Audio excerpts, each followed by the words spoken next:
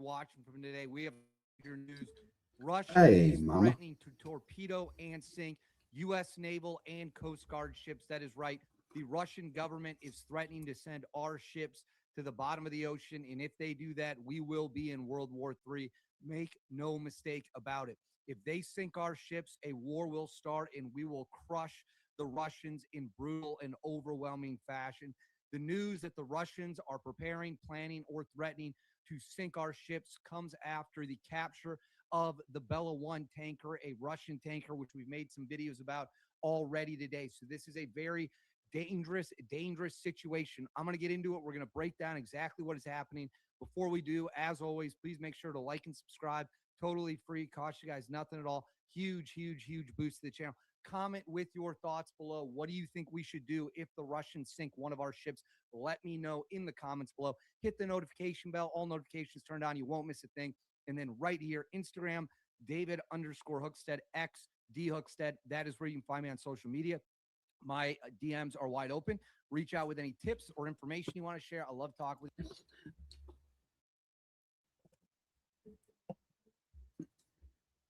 This dude sounds like he's fucking all for it. Look, if World War III is something that's going to happen, I don't want to be all hyped up for it like it's some kind of fucking movie or an event that we're just going to go to and everything going to be all right. What's wrong with people, man? Am I taking this dude wrong or what? With you all, you guys have been amazing through Venezuela, Morning, Iran, everybody. Russia, China, North Korea, every topic we're talking about. You guys continue to feed me great information, so thank you. Now let's get into it. On January 7th, which is when I'm filming this, on January 7th, the United States captured a pair of oil tankers in daring pre-dawn raids carried out by the Coast Guard and members of the United States military. It is very possible that SEAL Team 6 was also involved. The Bella 1 tanker had been fleeing from the United States after it attempted to get to Venezuela in late December. It then made a U-turn in the Caribbean and fled into the northern Atlantic. Today, we captured that Russian vessel. It is a member of the Russian Ghost Fleet. The Ghost Fleet, or the Shadow Fleet, is used to get around sanctions on their oil going back to the war in Ukraine. This was a massive move by the United States of America. It sends a message to the Russians, hey, we're not playing games with you. We are not going to let you push us around. We're the boss. We're the Here's the problem. Trump had already sent the message. They didn't give a fuck. So what did they do? They sent ships anyway. They're not hearing the message, brother. United States of America. We give the orders, you follow the orders. It is that simple. That's why we did the raid in Venezuela. That's why we're taking the tankers. We're letting the world know that the time for us being pushed around or for anyone to think they're better than us has come to an end. President Donald Trump has made that clear. So we took the ship, and now the Russians are preparing to potentially sink some of our ships. So it says Alexei Zuralov, a Russian nationalist politician and member of the State Duma, which is their parliament, their government, so a senior member of the Russian government, has called for Russia to sink ships with the U.S. Coast Guard in response to today's boarding and seizure of the Russian-flagged Iranian-linked oil tanker. I really don't know how to pronounce it. Is it the Marina? Whatever. It's the Bella 1. We're calling it by the real name, the Bella 1, in the northern Atlantic, stating to attack with torpedoes. So they want to attack our ships with torpedoes to sink a couple of American Coast Guard boats. Normally, they guard their shore several thousand kilometers away from it. I think the United States, which is in kind of a euphoria of impunity after the special operation in Venezuela, can only be stopped with such a click on the nose. So it says right there, it is on the screen. The parliamentarian noted that there are Russian warships in the area where the seizure incident occurred. They are preparing now to torpedo our naval vessels. That is the threat the Russian government is making out in the open. They are telling us to our face, we are getting ready to sink your vessels. We are getting ready to torpedo your Coast Guard and naval ships. Monday.com, the opposite of any work platform. Appreciate it. I didn't realize it was low. So I'm going to pull this off the screen while we analyze this and break it down. I'm going to tell you, and the people that had the most to fear is people that live around these military bases, because trust me, do I think it happened? Probably not. But if it was, that's going to be one of the first places that they hit just like they did in Pearl Harbor. And then we're going to get into the Bella One raid footage as well, because I'm never going to turn down an opportunity to show that to y'all. So I want to make my position here very, very clear. The Russians are now threatening to sink our ship. What's the saying the Navy has? I believe, don't give up the ship. And what's the other saying we have? Don't touch our boats. I'll amp it up a little bit. Don't you dare touch our fucking boats. And I know I don't usually like to use that language, but if Russia thinks they're going to get away with torpedoing our boats and we will not respond, they've got another thing coming. Our naval supremacy is unmatched. Our Navy is capable of doing things no other Navy in the world is. And so for anyone, the Russians, the Chinese, the North Koreans, the Venezuelans, you pick the Iranians, you pick. See, here's the thing, right? One, like Russia by itself, yeah. But when you start putting Russia, China, and all these different forces together, it's a little different story. The country. If you want to threaten our boats, and you want to threaten our Navy, and if you touch one of our ships, you fire one torpedo, we will wipe out your whole fleet. We will sink the Russian fleet if we have to. Our submarines are better, our surface ships are better, and we have 11 aircraft. You know, and one thing that a lot of these people are missing is a lot of these submarines and shit are nuclear powered. What do they think is going to happen? Carriers. More are coming. So the Russians better watch their mouth talking about how they're going to sink our ships and how they're going to torpedo our ships. This is insanity. And if Russia wants conflict with the United States, they will be smashed. They will be absolutely destroyed. I promise you that. I promise you that. And the fact you're watching this video tells me you probably agree. Oh, I agree. We don't even have to really wonder about it. They had submarines and naval ships escorting the Bella One. How'd that work out for them? We still took the ship. We still boarded it. We still grabbed it. And now it's ours. So if Russia wants to threaten to blow up our Navy ships, we will send their fleet to the bottom of the ocean. And while we're at it, we'll hit their air bases. And maybe Delta Force will just pay Putin a visit as well. One sailor gets killed by the Russians, and we must unleash on them. It is the only option we have. You have to establish deterrence. You have to raise the stakes. And if the Russians want to mess around, 815. They will find out. And on the point of the raid, so for those of you who didn't see this already, I'll put it on the screen. It says in two because let me enlighten people. Everything that we got that is electronic, more than likely was made in China. So just like they turned the power off over there in Venezuela, they could do the same thing here remotely, I may add. On operations today, the Coast Guard conducted back-to-back meticulously coordinated boarding of two Ghost Fleet tanker ships, one in the North Atlantic Sea and one in international waters near the Caribbean. Both vessels, the motor tanker Bella One and the motor tanker Sophia, were either last docked in Venezuela or en route to it. Under President Trump's bold and visionary leadership, U.S. Coast Guard tactical teams work closely with its counterparts, the Department of War, Department of Justice, and State, use their specialized expertise to conduct these operations and conduct two safe, effective boardings within hours of each other. One of these tankers, the motor tanker Bella One, has been trying to evade the Coast Guard for weeks, even changing its flag and painting a new name on the hull while being pursued in a desperate and failed attempt to escape justice. The rogue crew of the U.S. Coast Guard. Just by painting a name. I know a lot of people don't understand how marine shit works, but like when they fire their electronics up, if they are in accordance with regulations, they have what they call an AIS system, automatic identification system, which they probably had unplugged. Let's be real, but they know what them ships look like. Monroe pursued this vessel across the high seas and through treacherous storms, keeping diligent watch and protecting our country with the determination and patriotism that makes Americans proud. These brave men and women deserve our nation's thanks for their selfless devotion to duty. All right, guys, you know what time it is. Let's fire up the footage. Yeah, that's my That's my fear, Glenn, to be honest with you. That's why I was just saying, like, him talking about sending their ships to the bottom of the sea. A lot of them things are nuclear powered. And even if they don't get a shot off on you, it's still going to fuck us up. Helicopters coming in.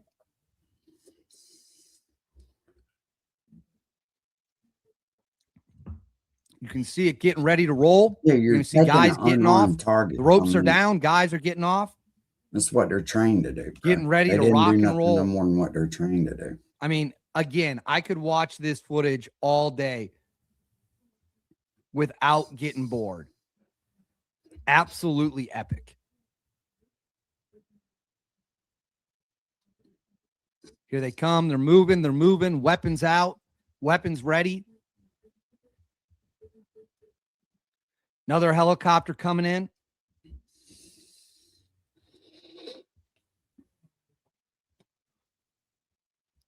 Another helicopter coming in. On the move. On the move.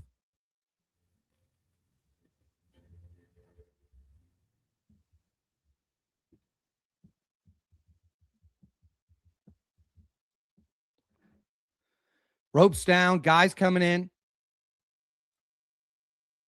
Guys coming in.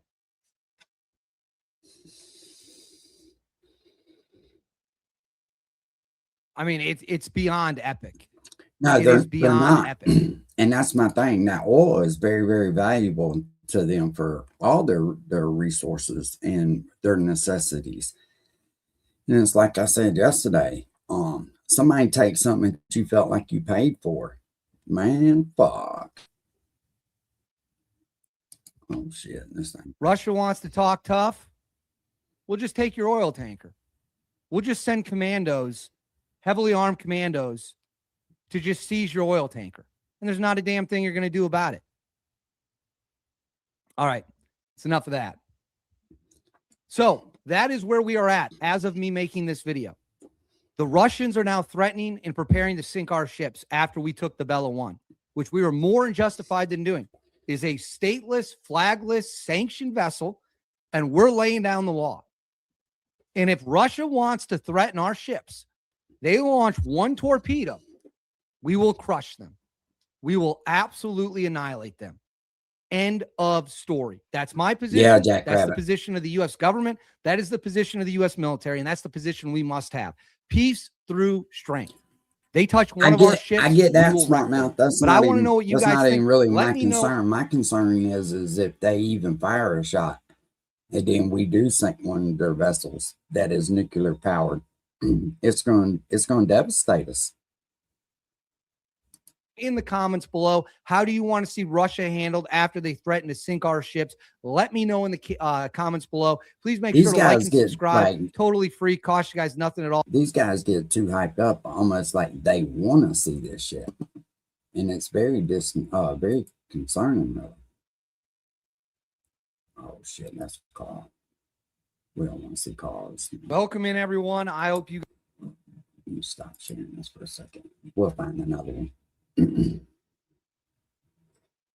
But I see Putin all over the damn, all over the news talking shit this morning, and it's like, bro, people don't really want that.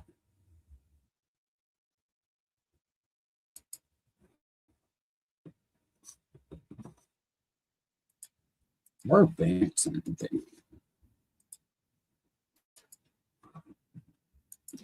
You see, here's something else now. So Trump deploys U.S. troops towards Iran. So we're going to be on all kinds of fucking fronts.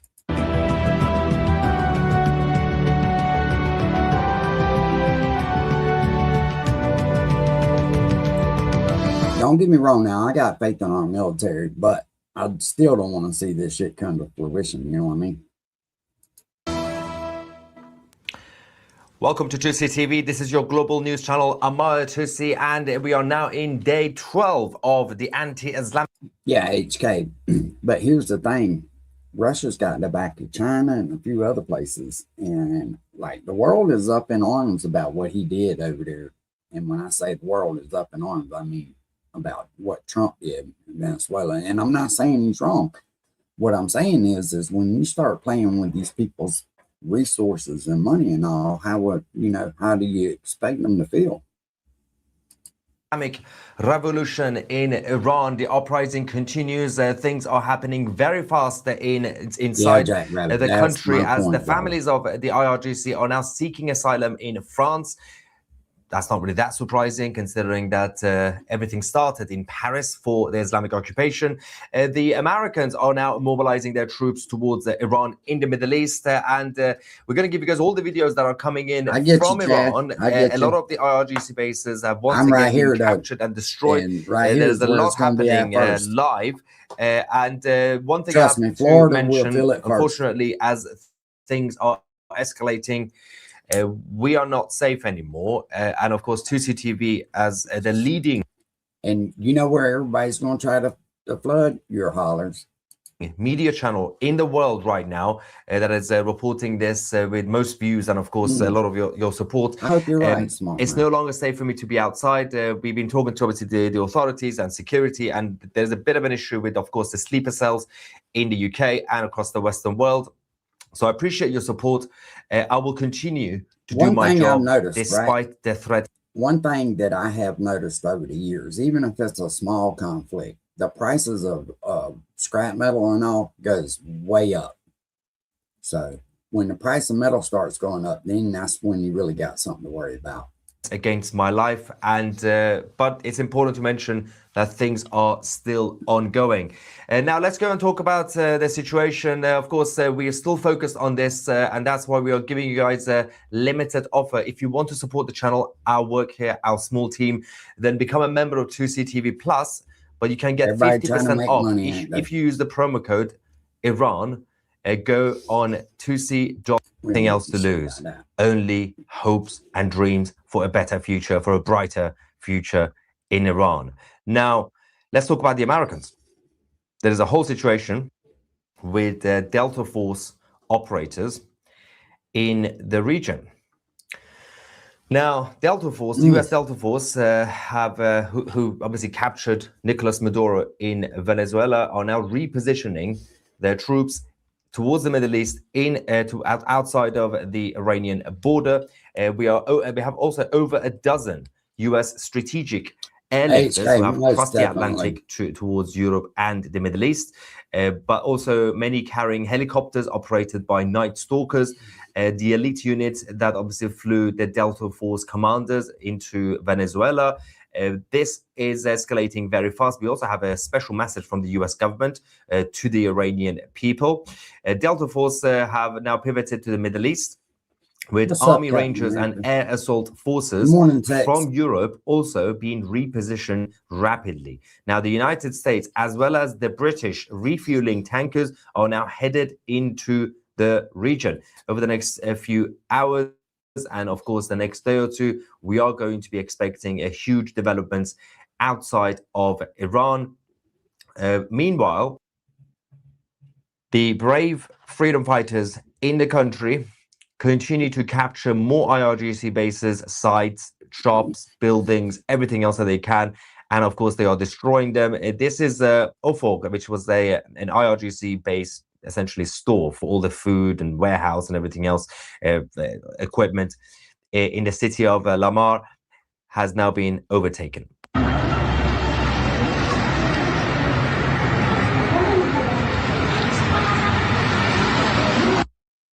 Now, as I said, today started very, very early, and the internet, as of now, in Iran has now been completely disconnected.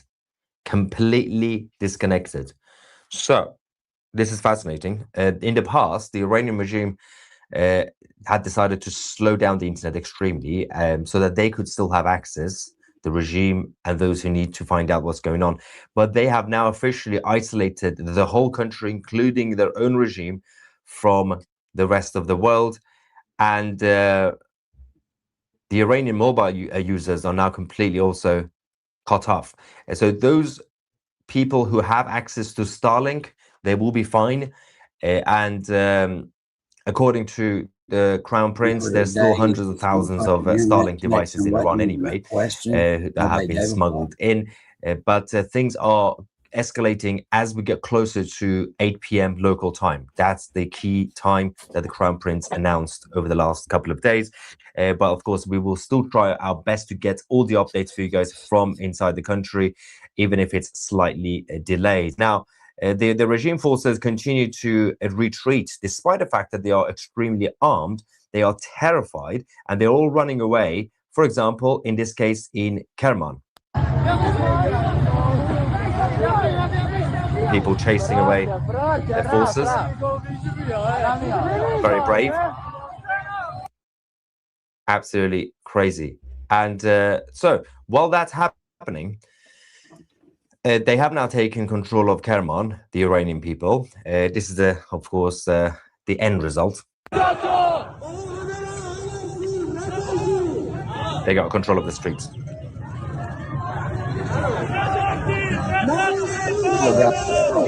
Chaos. That's what I fear, Patrick. Someone said the IRGC families can stay where they are. Europe neither needs nor wants them. They screwed up their country. It's they need to almost stay like and fix it. people No, they shouldn't. From the shit that I was watching earlier, it almost seems like people are just begging for it, like it's a fucking movie or something, and they just go away whenever they're ready for it to. And that's not the case. Real people are gonna die. They should not stay and fix it. They should stay, face justice, and go to prison. No, nobody needs the IRGC to come and fix anything. Everybody needs to go to prison. Stay in Iran, go to prison, face your jail sentence. That's it. The European governments should not allow any of them to enter their countries. Now, over the last few days, Tehran, the capital, has been effectively under the control of the people. Last night, we had the Battle of Tehran. And but this morning, the Iranian people have once again managed to take it back from the Islamic occupation. They're running away, the regime. Crazy. I'm going to show you the map, by the way, the latest map showing where all the clashes are, where all the battles are ongoing, because there's a lot of misinformation on social media, and of course a few mainstream media outlets who are basically the propaganda mouthpiece for the Islamic Republic. Sebi from Australia says, what are your thoughts on the noise around PBD and what he's saying? I've covered this many times, last night, yesterday, and the day before. You can obviously watch that. Yeah, I mean, he's got his own opinions on that, but the Crown Prince is doing what he's doing. The Crown Prince has taken the lead. He is leading the revolution, and he will be leading the transition government, regardless of what anybody says. Let's go to Abadan, and let's see the situation. I think this is actually overnight in Abadan, things kicked off. People, essentially, the Islamic occupation forces, they can't stay out all the time. They have limited numbers, but they're also extremely Jackrabbit. I mean, you could always screen record like the classics, and then you'll have that. You know what I'm saying? What's up, Yankees for life? exhausted. That idiot will be the first one gone.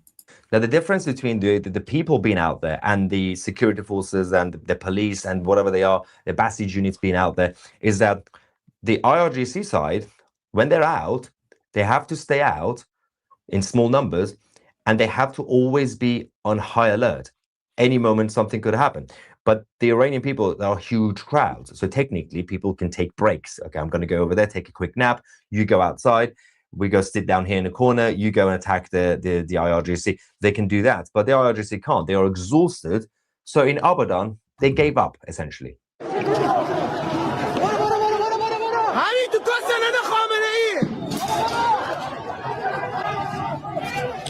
Look at that. Full control. Total control.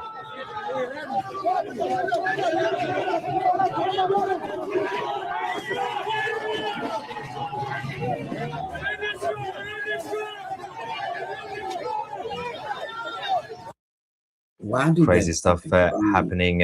Again, day 12 of the uprising, and 11 days so far, 11 battles and 11 victories for the Iranian people.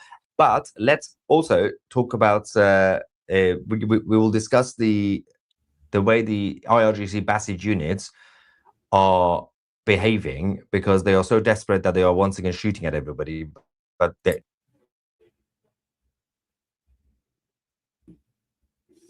Imagine being able to build an app with your name on it just by thinking about it. Meet Base 44. France is absolutely furious at Donald Trump and his regime, and they are preparing for war behind the scenes. France, Germany, many other countries in Europe, Canada, and others have made secret plans about how they will respond if the Trump regime invades Greenland. Also, we saw Denmark respond forcefully, reminding the United States that they have a doctrine. If they suspect an invasion is taking place, they will shoot first and ask questions later. Denmark, with the support of Europe, with the support of France, sending a clear message to the United States. If you invade, not only will NATO no longer exist, we are prepared to fight you. We are prepared to go to war. This is not what you did with Venezuela, where you took out Maduro and installed Maduro, another Maduro puppet, Delcy Rodriguez. Denmark, France, and Germany is ready for war with you, Donald Trump. That's the message that is being sent right now. I'm going to show you a clip in a moment of French President Emmanuel Macron, as well as the French ambassador to the United Nations. But first, I want to share what Reuters is reporting as well, that European allies, including France and Germany, are coordinating their response in case the U.S. moves to take control of Greenland. So France is working with its partners on a plan. How will it respond if the U.S. invades? They're getting prepared. They're taking it very seriously. Then Denmark put out the following statement. Denmark will shoot first and ask questions later over Greenland. Do you understand that language better, Donald? Is that the mafia language that you like? They're going to shoot first and ask questions later. If you want a war with NATO, it'll be disbanded and they will go to war with you. If that's what you think about your Donroe doctrine and controlling the Western Hemisphere. Let's take a look at how it's reported by the Telegraph.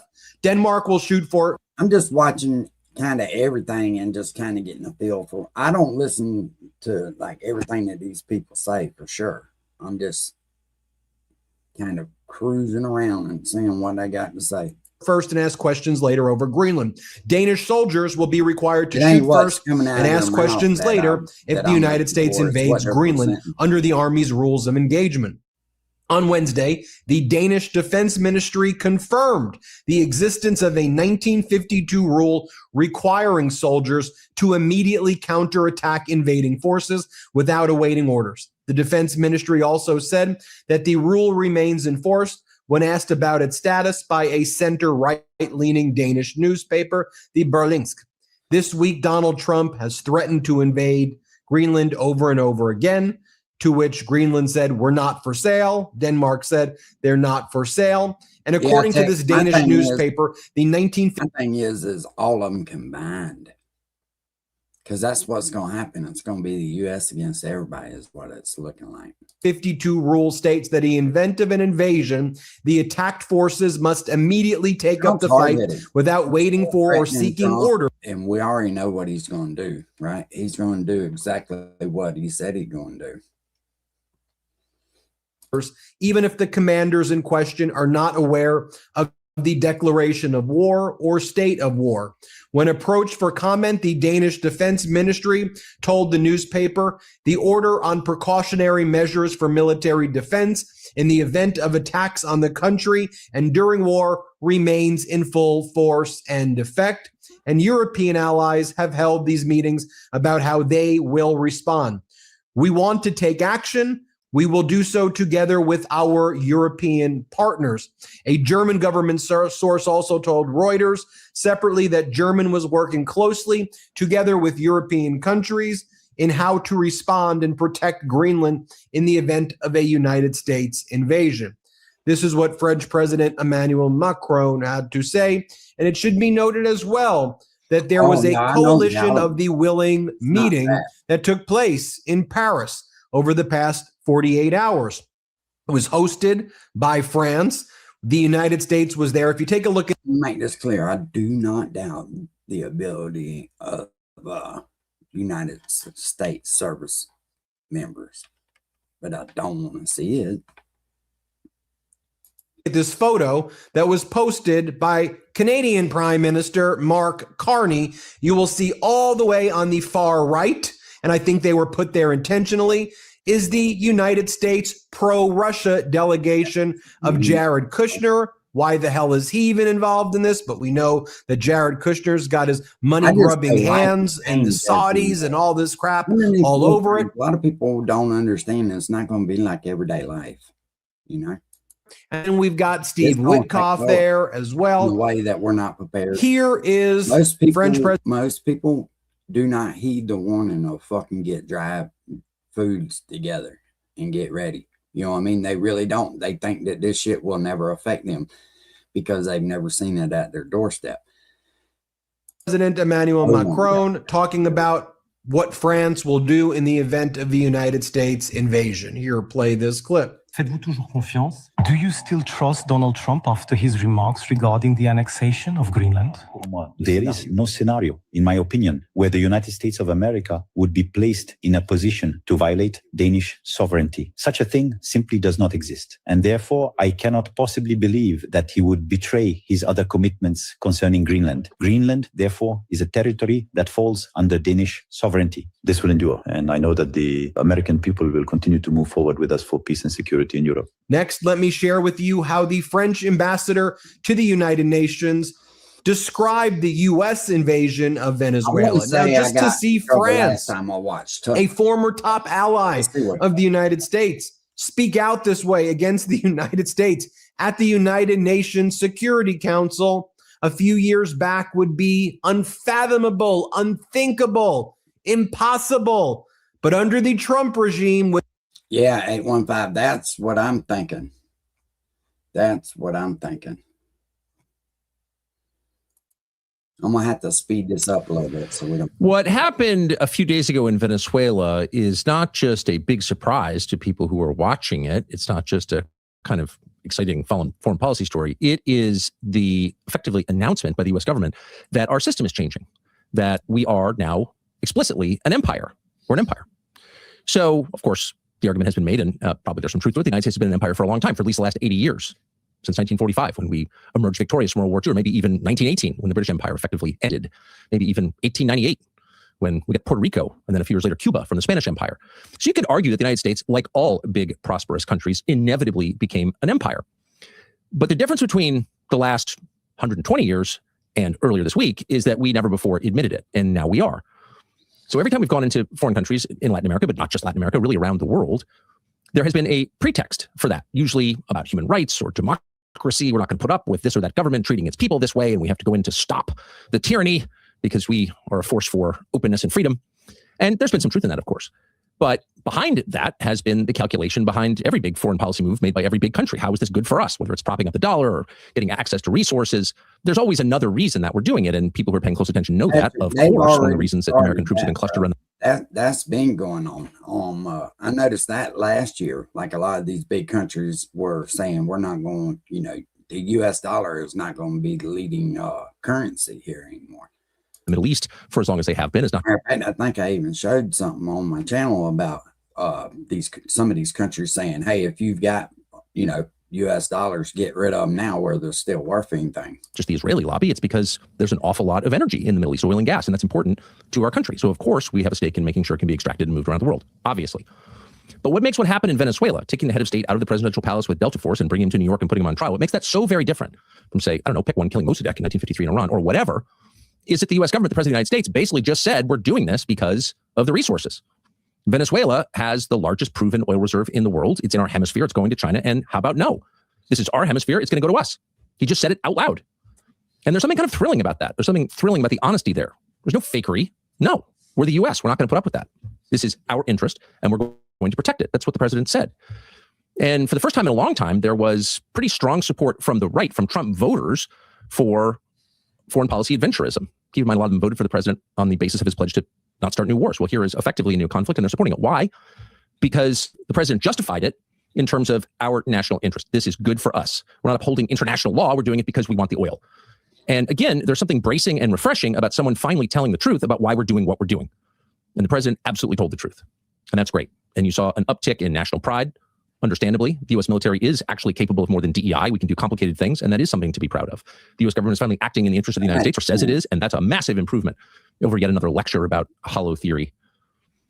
But there are pitfalls, potentially, and it's worth also considering those, because this is a new era. As has been noted, the United States has moved into the imperial phase of empire, leaving the republic, shifting to empire.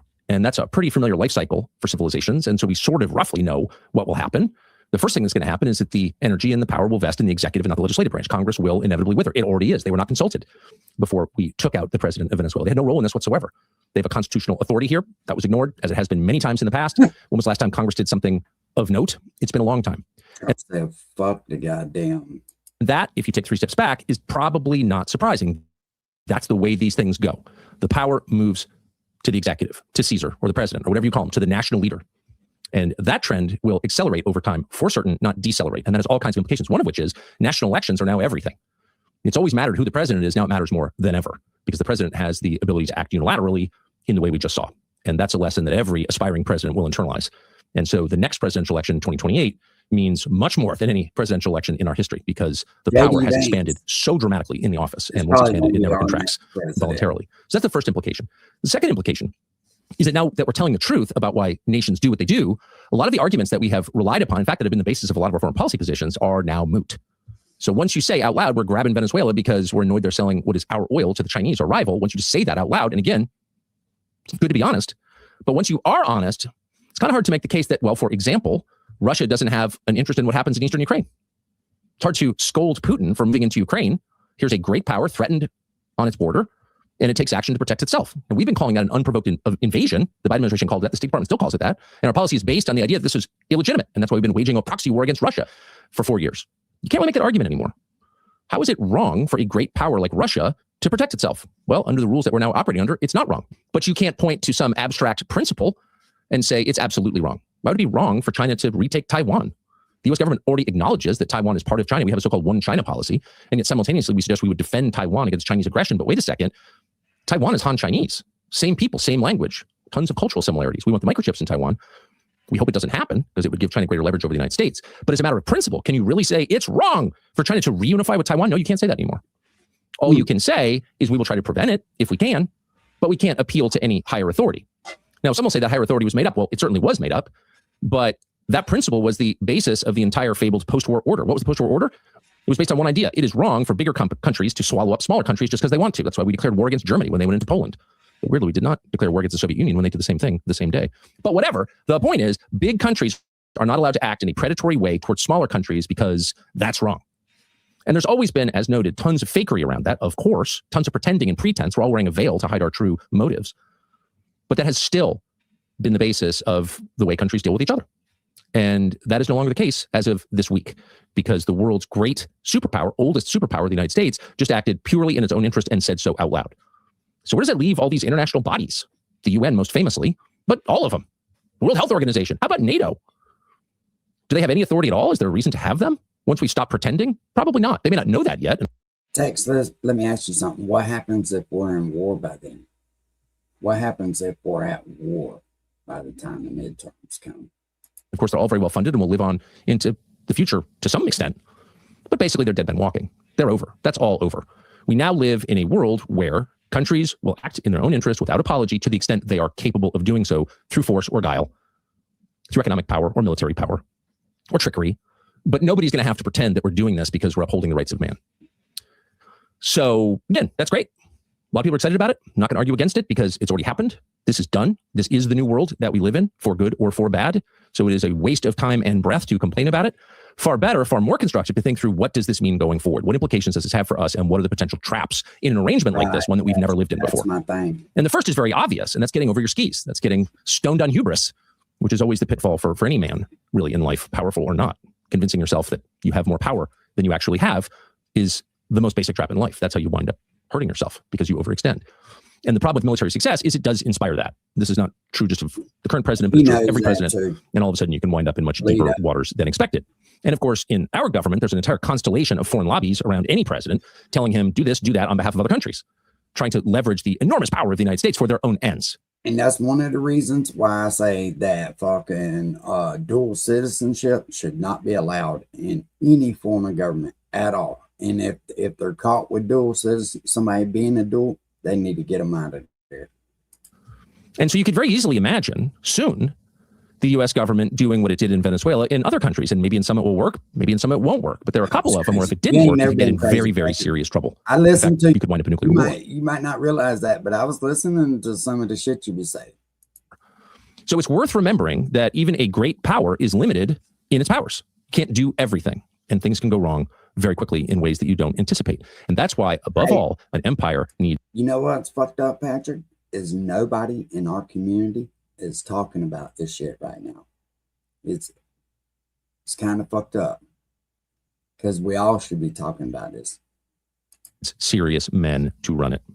It needs people who understand the stakes, who understand the burden that they are Nobody carrying, which wants is the future of the to hear world, about it. certainly the future of their own people, and who make wise decisions with the national interest ever present in mind. What you don't want are flighty, emotionally incontinent, silly people Does this mother on the payroll of foreign nations ever stop to making take a decisions breath? in an empire, because that's how you get in trouble. People like, just throwing this out there, say Lindsey Graham. Here he is in the aftermath of Venezuela. To the people of Iran, we stand with you tonight. We stand for you taking back your country from the Ayatollah, a religious Nazi who kills you and terrorizes the world. We pray for you. We support you. Donald J. Trump is not Barack Obama. He has your back. And to the Ayatollahs, you need to understand, if you keep killing your people who are demanding a better life, Donald J. Trump is going to kill you. Every time you see that guy, every time you see that guy on TV, it really just reminds you of like getting pulled over for DUI with your drunk girlfriend in the passenger seat screaming at the cop, "You can't do this! Take your hands off him!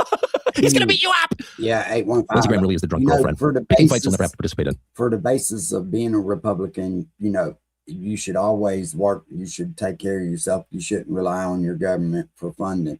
That I will always vote Republican too. But you do have to question some of the stuff that's going on. We're going to kill you! Settle down, son. No. When we started this company, we promised that we would only partner with other companies that share our values. We didn't want to advertise products made by people who hate us or, for that matter, you. So with that in mind, it is a pleasure to announce that we're working with Good Charity deal, Mobile. It is a Tom. pro-life Good phone deal. company. Charity Mobile holds a view on abortion that almost every single major U.S. company disagrees with. They think it's completely wrong. It is sad, and celebrating it is one of the darkest things this country's ever done. We agree completely. I guess can actually do that. We don't know yet, but it's the intent of the administration. Yeah, Tex, no matter what Trump does, it's not going to affect him the way it's going to affect us. That dude could leave right now and live the rest of his life just totally, unfazed. We're the ones that's going to pay the price for all this shit by the time it's over with. Administration to do that, to not turn Venezuela into a Libya or an Iraq in our hemisphere with the ensuing migrant crisis and just the disaster, the complete loss of the oil fields, the insurgency, the civil war, and massive death toll, I mean, just the pure disaster that U.S. foreign policy has created again and again and again with regime change. That is not necessarily going to happen in Venezuela. And that's a massive improvement. And we should be grateful for that. Whatever you think of grabbing Maduro, that is a really good thing and a really good sign, because it suggests that the administration understands that resource extraction, national interest, is a huge part of running an empire, but it's not the only part. The main part is stability. That's the most important part. From stability flows prosperity and every other good thing, decency. Nothing good can grow in chaos. And they seem to understand at the height of the Roman Empire, the most famous empire in history, there were very few wars. It was called Pax Romana, the Roman peace. The empire was powerful enough to establish peace, to establish order and tranquility. And you know what's crazy 2000 about that 815? They damn sure lock him up if they fucking had the chance. They've already tried. later, we're still talking about They were it because trying it was a to- rare and beautiful thing. So ultimately, an empire exists. Its But first everybody's job saying is it. to preserve I mean, I ain't stability saying in the that. world or the portion of the world over which it rules. And the Trump administration seems to understand that and seems to be moving in that direction. And if so, that's a huge win.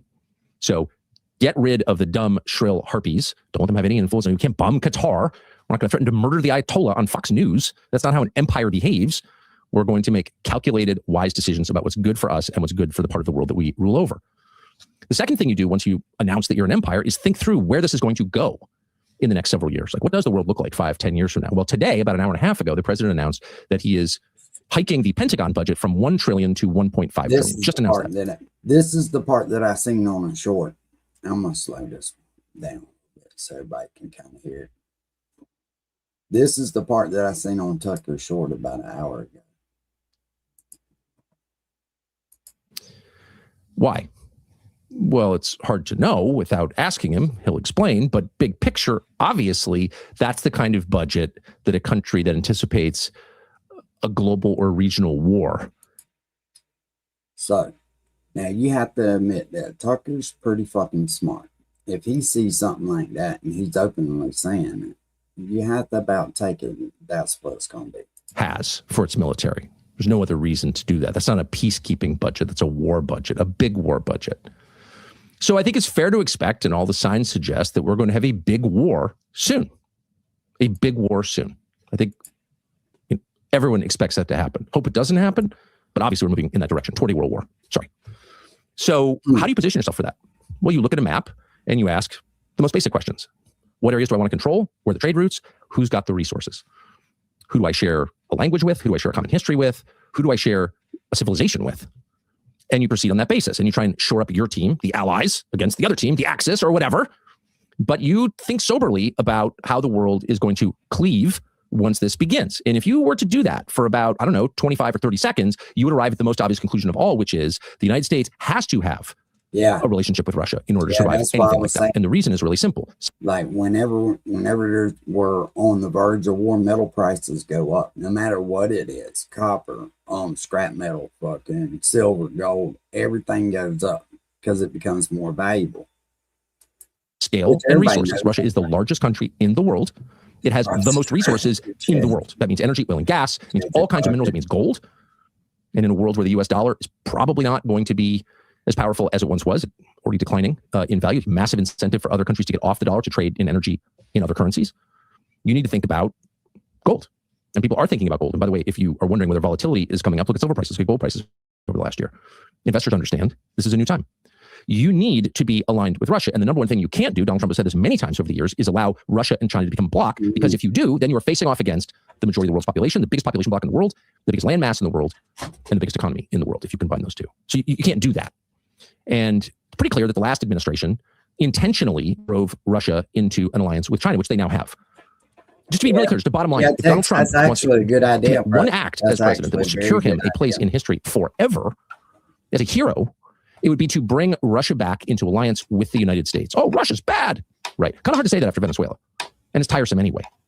No, Russia is not bad or good. Russia is essential to the United States. We cannot survive a global conflict if Russia and China are aligned against us. Period. And it couldn't be more simple, and it shouldn't be very hard at this point to make that deal. There's no reason to pay any attention to the unelected leader of Ukraine. Now, the obstacle in the way is not geostrategic. There is no argument for continuing a proxy war, which is what it is. United States versus Russia. We've been at war for 4 years. All of us are pretending we're not. We are. There's no reason to continue that on the basis of America's national interest. That is not in our interest, and it never has been in our interest. And by the way, Russia is a Christian country, a remarkable country, a very serious country that we have a lot in common with, whether you like it or not. Oh, he's bad. Okay, stop. We need Russia. And the only reason we're not in alliance with Russia is because the foreign policy establishment in the United States, the weapons manufacturers, and particularly the neocons, believe that they somehow own Russia or want to retake Russia or something, and Putin is in the way. He kicked out the oligarchs.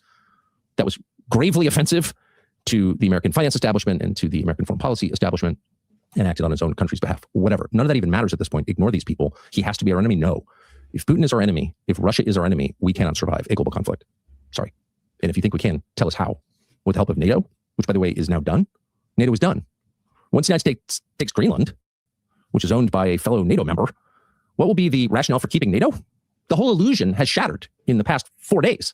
None of this is real, and now everyone admits it's not real, so it's time to start thinking about the next step. The third thing to remember is that a functioning empire benefits from the empire. Rome, at its height, was a gleaming, clean, prosperous city. Rome benefited. In the end, of course, it was destroyed by its empire. It was invaded by the people it had subdued, and that is ultimately the fate of all empires, all of them. London is filled with former colonial subjects. That's what that is. And that will happen to every empire. But in the meantime, the point is to help the seat of empire.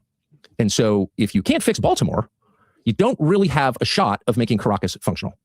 And so as you administer this empire, you need to remember the point of this is your own country, making your own country more prosperous, but also stable and cleaner and better for its own citizens. It can't just be, oh, Paul Singer gets rich, therefore it's a good thing. No, no, no. all Americans, That's not just Paul what's Singer, up, cousin. have to benefit from this. And they can, and they absolutely can. And the president, to his great credit, has made a huge effort to clean up American cities. Washington, D.C., for example, people mocked him for sending the National Guard in. Washington is safer. It's a fact. He did that. The last guy didn't do that. Trump did that. Keep doing that. Remember, an empire should be impressive. Not just its satellites or its colonies, but the mother country should be impressive. And ours can be. It is inherently. But the point of this is to help us. And the last thing to remember about being an empire is that it can corrupt you. And this is the fate, ultimately, of all empires. They are corrupted by the imperial project, and they become coarser.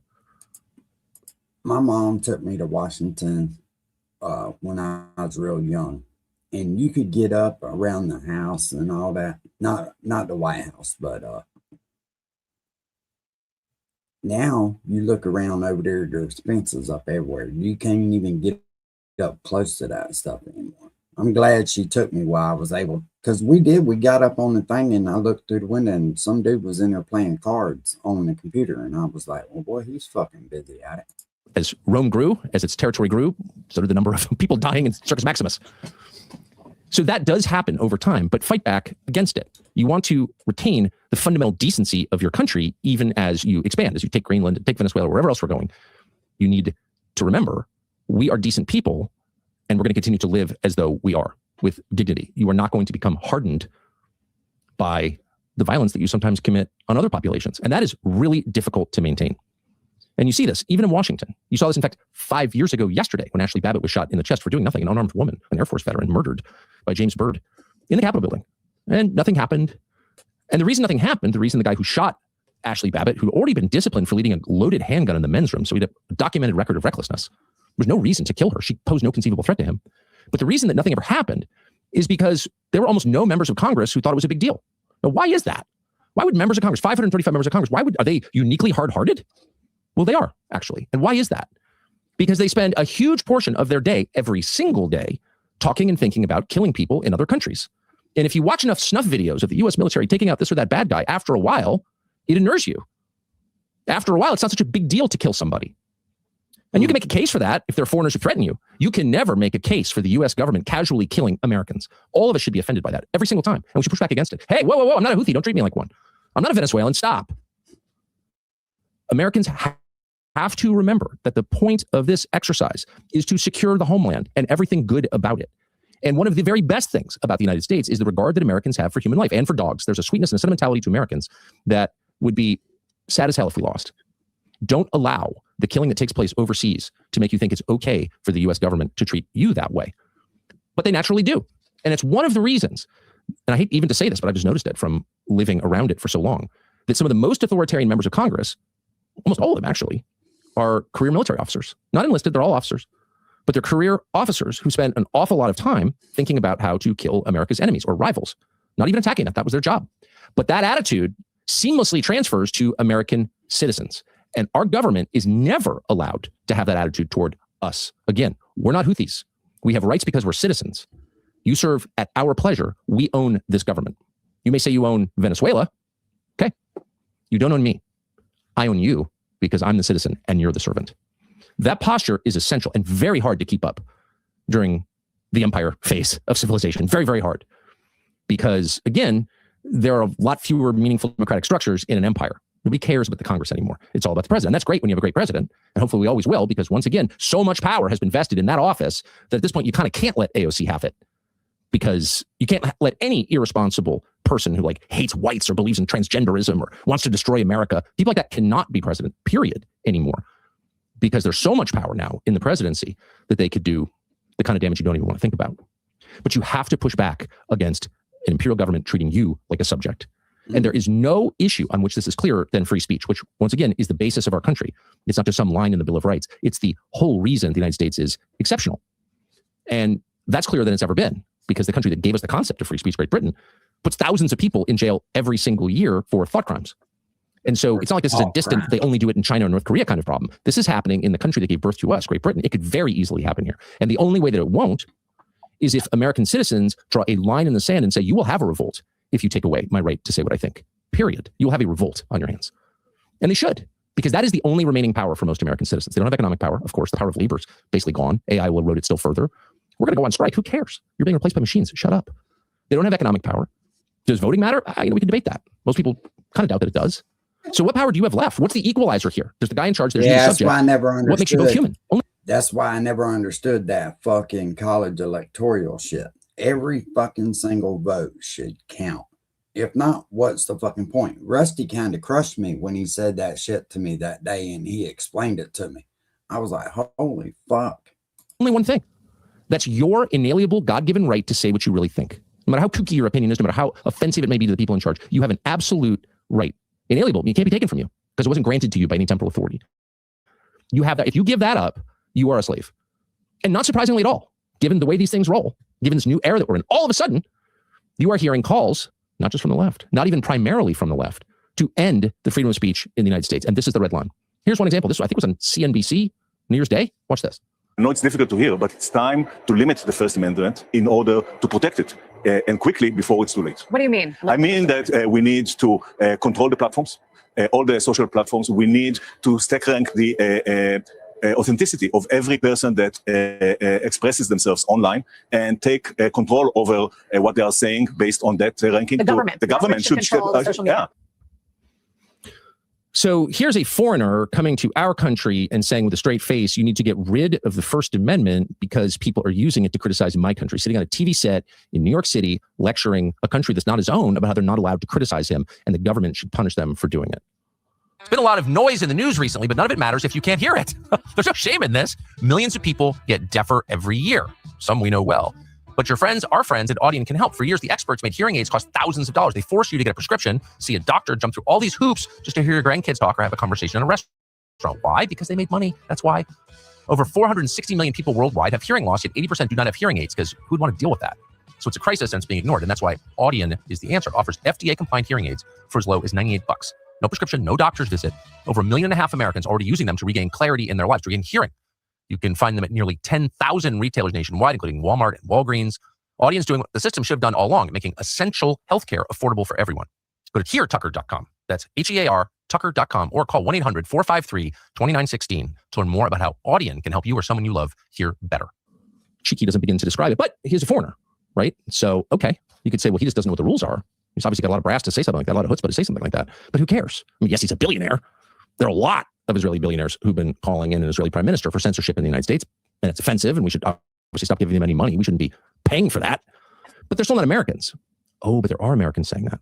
Here's one, actually happens, a career U.S. military officer called Jay Collins. This man is the lieutenant governor of Florida, which is the most conservative state in the union. If you ask Jay Collins your politics, you say, oh, of course, I'm straight MAGA Republican. I'm a conservative. I share your values. This is real. We check. This is not AI. Watch. Here's Jay Collins of Florida. And here's a critical thing. You have the right to free speech, but you don't have the right to harm other people with your words. You don't have the right to say things that have really negative, really horrible meanings. When you want people to destroy Israel, that matters. Oh, you don't have the right to say things that people in charge don't like. You don't? That's the whole point. If you don't have that right, you are a slave, and Jay Collins is your master. Notice, by the way, he didn't say you can't attack America. That's totally fine. Jay Collins, military officer. No, you can't attack Israel. You can't call for the destruction of Israel. Of course, you can call for the destruction of any foreign country you want. It's a staple on Fox News. What is? Lindsey Graham does it every single day. You just can't. You can't call for the destruction of Israel, and that's a crime. Of course, it's not a crime. It may be an ugly opinion. It may be an unsustainable argument. You may be an idiot. You have a God-given right to that opinion and a God-given right to express it. And this is the only country on planet Earth where you still can. And again, if they try and take that away, you need to have an insurrection against the government because you're done at that point. An insurrection against the government if they try and take away your right to say what you think, your right to your own conscience. Period. That has to be it right there. But fine to attack America, but you can't attack Israel. This is, by the way, part of the problem with administering an empire is that a lot of people, and Jay Collins clearly one of them, might be good people, might be right about a lot of different things, but they come to identify so strongly with foreign countries that they forget about their own. This was a huge problem during the British Empire. There were tons of colonial military officers and administrators who spent their careers in India and kind of cared a lot more about what happened in the subcontinent than they cared about in England because that's where they spent their lives. To have such a voice in our government anyway. I don't understand that. The problem is they spent their career solving. So they wound up identifying with foreign countries more than their own. This is absolutely a feature of empire, hard to fight against, but it's essential that we do fight against it. No, what matters is the United States. That's who's paying for this. That's in whose name these actions are being conducted. The only justification for any of this is to serve American citizens, not the citizens of Israel or Sri Lanka or any other place, Venezuela, but America. So you'd think this would all be very, very obvious, but somehow, I actually called around on this and was told, oh, it's not a real position, but there's a current administration official like an actual official in the executive branch right now, who's making this case that Americans actually don't have. Oh, they have a First Amendment, but it turns out that actually you can't say anything I don't like, or else you go to jail. This guy's name is a rabbi. I don't think actually has a congregation. You know, I don't know thought if he's what it means to be a rabbi. I had that same thought. I think I've said this before. I was coming down the interstate during, you know, the COVID times. And when you first get into Florida off 95, they got that welcoming center, and everybody was pushed through there, no matter where you was coming from. And every fucking tag I seen was New York, New York, New York, New York. And at the time I was like, man, all these people moving here, please don't bring that rhetoric here. And I'm afraid you're right. I don't think he actually runs a congregation. Yehuda Kapelun. Actually met him. Seems like a nice guy. But here are his views. And you should keep in mind that the views you're about to hear are much, much more common than you may realize. Here he is. The amount of hate speech that we've seen during this time, I mean, it's off the charts. You look through social media, you see it even on television. The lines, they're not even blurred anymore. They're gone. How do you even begin to tackle such a phenomenon? Well, I think we have to have an understanding that, first of all, in this country, we believe very strongly in free speech. It's the basis in our Constitution. And we also believe in the freedom of religion. You have to balance that. But you balance that in two ways. Europe has hate speech laws, probably some of the best on the books, but it's selectively enforced. So if you selectively enforce a rule, it's not going to have any effect whatsoever. And you can see how it's had no effect in Europe in monitoring and stopping the hate. So this guy is something called the anti-Semitism czar. It's an office set up by George W. Bush, like most insane, unjustifiable things. Anti-Semitism czar at the State Department, focused on one specific kind of ethnic hate, not protecting all Americans. There is no stop anti-white hate czar, of course, and there never will be, because the same people, white people are upset about hate or promoting that kind of hate. But whatever, it's one specific group protected somehow by the United States State Department. But this is a guy who actually has a job in administration saying it's great. European hate crimes laws are great. Well, first of all, every single one of them is immoral. And two, they're all contrary to the First Amendment. You couldn't have laws like that here. And three, when you actually look at those laws that Rabbi Yehuda Kapelun is saying are so great, they're used to suppress Christianity. That's what they actually are, of course. And creativity and freedom of thought and individual conscience and the humanity of the populations of European countries, all suppressed by this. But Christianity is always number one. So in Finland, for example, when a lead opposition political leader is now on trial, why? Why is she on trial? Because she tweeted a quote from Romans, the Epistle to the Romans by St. Paul. You may have heard of it. It's a significant book in the New Testament. And in it, he describes basic Christian sexual ethics, you know, like one man, one woman, against other forms of sexual expression. That's Christianity. And that was deemed a hate crime under the law, under those European hate crimes laws, hate speech laws that Rabbi Yehuda Kapelun is saying we should emulate, but maybe enforce a little tougher, more selectively. This is what will destroy the country and divide the country and make people hate each other. Whenever the U.S. government protects one group and allows others to be attacked, whenever the U.S. government promotes one group and suppresses another group, it's prima facie unfair, but it's also the most divisive thing you could ever do to any country. If you treated your children differently, they wouldn't hate you, they'd hate each other. And every parent knows that. So all of this stuff is corrosive to the United States at exactly the moment when national cohesion is going to be essential, because there is a rocky road ahead. That's very obvious. And here you have an administration official calling for hate crimes laws. So the answer has to be no. And it has to be no now more than ever, because once again, we're entering into a brand new phase with new rules. And all of us are going to have to adapt to those rules. We may support them, we may not support them, but that's what we're doing. But in the process, we cannot give up what it means to be American on the most basic level. Every time I shave, bro. Every time I shave. You don't need to be an economist to see what's happening. The dollar is in trouble. It's getting weaker. It's sad, but we're not in charge of it. So we have to respond appropriately in ways to protect our families. When paper money dies, it's going to be replaced by programmable digital currency or gold. Gold survives. The same Americans who think they're protecting themselves with gold are the ones getting ripped off by big gold dealers. After we left corporate media, we got offered tens of millions of dollars to promote gold companies. Our approach to the world. And I don't really see this as necessary. Being super bellicose at all, especially offensively, and not, I'm on a... You said right after Duro got grabbed that you weren't exactly sure, you were skeptical. What are your views of it now? Yeah, still skeptical. I said, I'm not on a green light posture on this. I'm not on a red light. I'm on a yellow. And I don't love it. I got to be honest. I, first of all, would prefer we use our military defensively and not offensively, which may be anachronistic, but I'm not really in the mindset at all, especially now with 3 kids who are 2 out of 3 in their teens, of being super bellicose in our language or our approach to the world. And I don't really see this as necessary. I don't see this one as necessary. I understand what Trump is saying is the reason, and I too appreciate the honesty. I actually appreciate that we're not cloaking it in democracy. Like, we wanted the oil. He was really explicit. And we didn't want them playing footsie with China and Iran and Cuba. Okay, so at least he's being honest about it. But I worry very much about unintended consequences. And, I realize it's not Libya, it's Venezuela, but okay, a couple things happened in Libya. First of all, when we killed their leader. It's been chaos ever since. And I see the same sort of power vacuum there, potentially, even with this vice president left in place, that happened in Libya. I don't think we actually are going to run Venezuela because we don't want to, and we don't want to have a long-term presence there. So I do wonder what the power vacuum will be. I'm not so sure this vice president is going to be able to rule there with the same iron fist as Maduro. I don't know what's going to happen. But I also think about what happened in Libya, Tucker, when we were even younger. And that's when you and I were in college. Somewhere you ain't allowed to vote for a little while, because you shouldn't be able to just move a whole fucking region of people somewhere else and change the way that the people that's been living there and built that economy up to suit these motherfuckers. And for the years prior to that, Libya was doing some bad things in the world. They bombed the nightclub in Berlin, and some Americans got killed, and Reagan then bombed them. And we were sort of ratcheting up. It wasn't an outright war with Libya, but we were escalating tensions here and there with them. And the next thing we knew, we just sort of thought we had settled the matter because we are the big bad United States. And once we sort of bomb you, you're supposed to go away and realize it's going to get worse for you.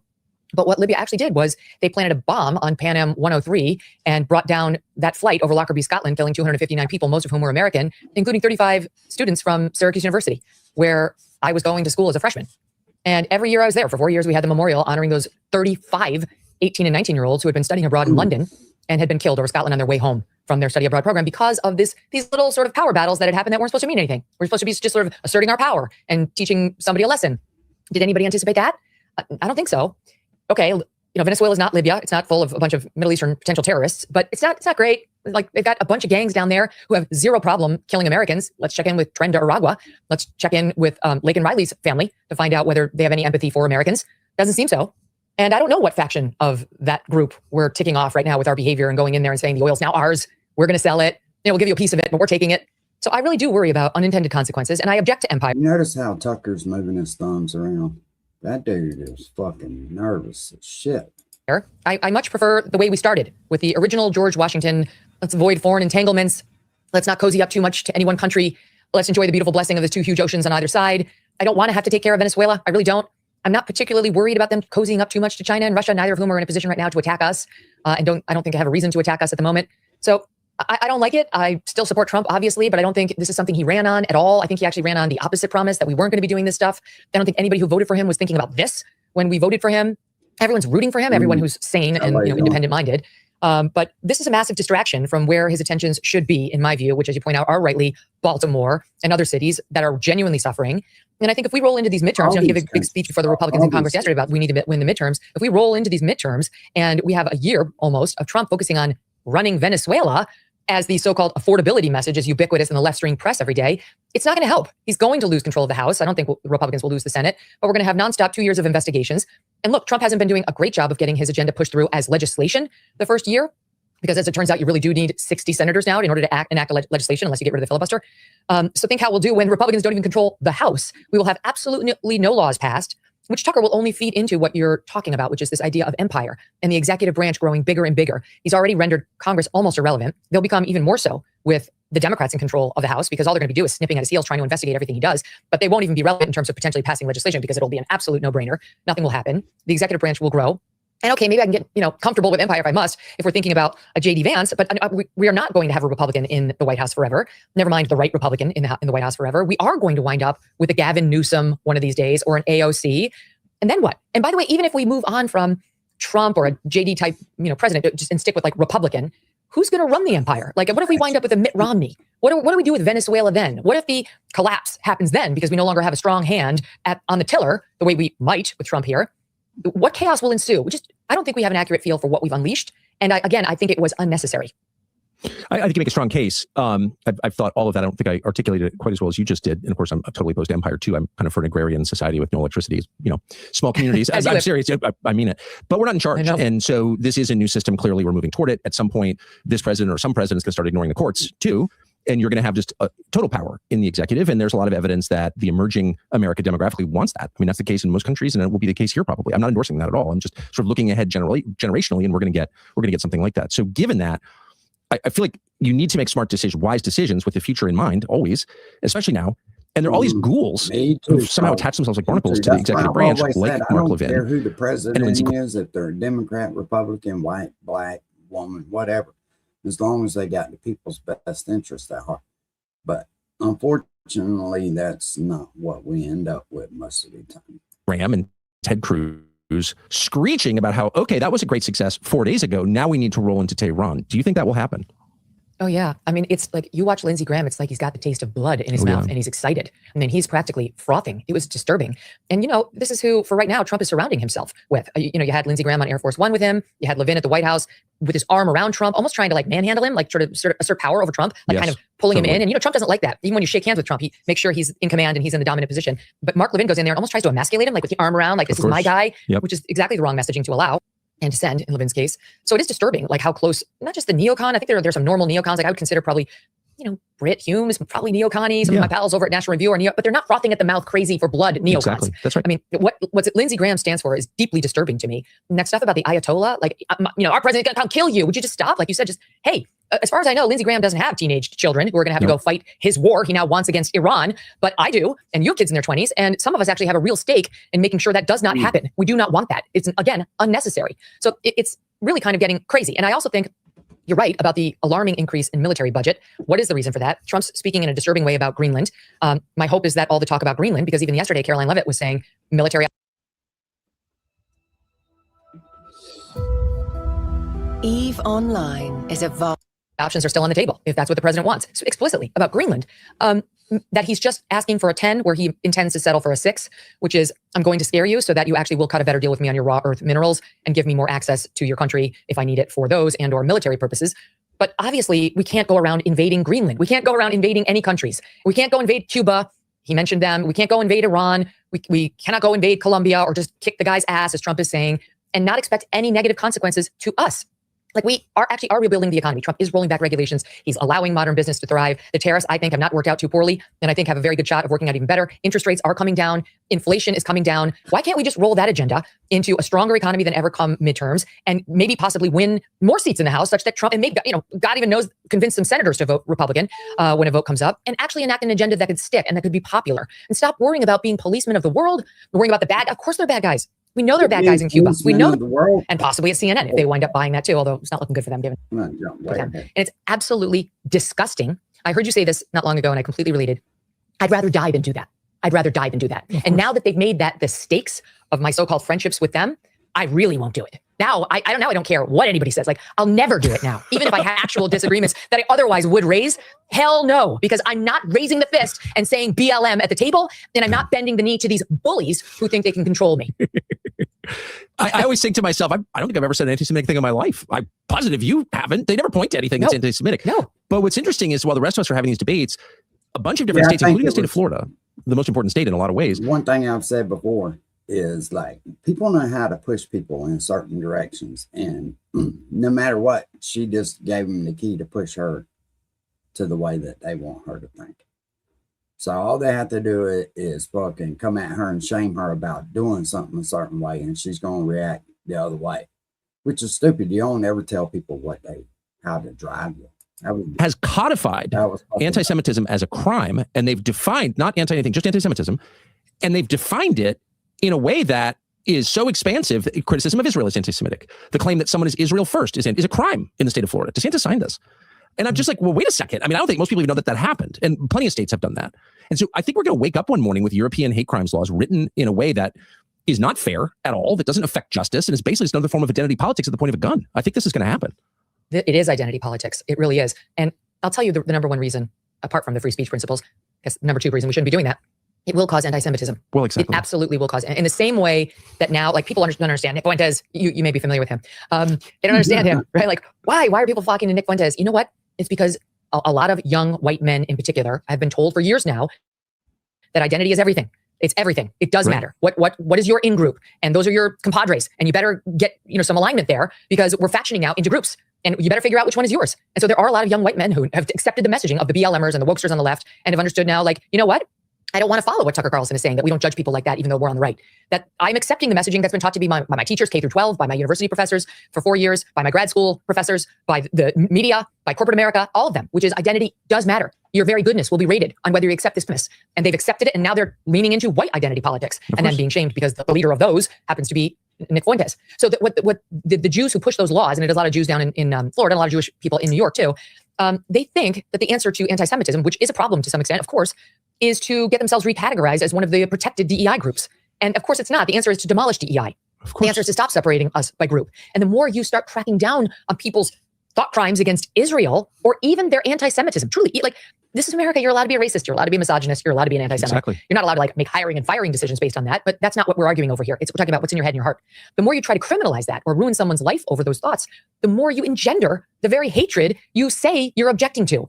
And this is in part reason that Tucker, the reason, Tucker, that I tweeted out that it's not Tucker Carlson and his views on Israel that are causing anti-Semites. It is more the Ben Shapiro's and the Barry Weisses of the world. And of course, the ADL then called me an anti-Semite because what happens is, you see the cycle, right? Like, you get attacked. I didn't attack Barry or Ben. They attacked me. Again, just because I wouldn't defriend people. They attacked me. I said to them, that behavior is going to cause anti-Semites. Like, you shouldn't do that because this is actually undermining the very thing you say you care about. Then he swoops in the ADL to say, you're an anti-Semite for saying that to them. You're not allowed to defend yourself against their attacks by saying, hey, you're the one who's bringing more hatred into this argument. Exactly. Because that so on and on it goes. But I genuinely believe it. And I genuinely don't want additional Jew hatred happening in this country. I don't either. Most normal American Jewish people would never make Israel the stakes of a relationship. I know so many Jewish dear friends of mine who are sick of talking about Israel. Yes. Ben, Barry, Levin, they don't speak for the vast majority of American Jewish people who would never think of making your feelings about Benjamin Netanyahu the stakes of your friendship or love relationship. He's the Al Sharpton of Jewish Americans, I would say. He doesn't speak for all Jews, obviously. There's a hostility. There's a hostility to some of the people you mentioned, particularly to Mark Levin. And I think you called it out that you called him anti-Christian the other day. Why'd you say that? Yeah. So he decided to go after Jack Posobiec, who is a great guy, who is a dear friend of Charlie's, and really stepped up to the plate in the wake of Charlie's murder. I see, like, why didn't she stop? She should have just stopped. He's been doing so much to help Turning Point stay afloat, taking. That's just like people would get killed, for fucking trying to fight back and won't get out your car and, just do what they tell you to do, even if it is wrong. Deal with that later. Don't lose your life over it. Podcast out there. He's been in close contact with all the Turning Point staff, with Erica. Like, this guy's been a real stand-up guy. He's been a hero. And not for nothing, but he's been great to me too. And I really appreciate it because back in the day, he and I didn't get along, but you know how this business is. Like, yes, you can get past that if you're a decent person. I mean, he and I totally got past that. I really like him and respect. I'll say this. Her life was worth more than that. It's sickening. And he's been a leader. Yeah, and I'll tell you what, it's a lot of these people that push all this shit about ISIS and all that. Like, when do they hold these people accountable?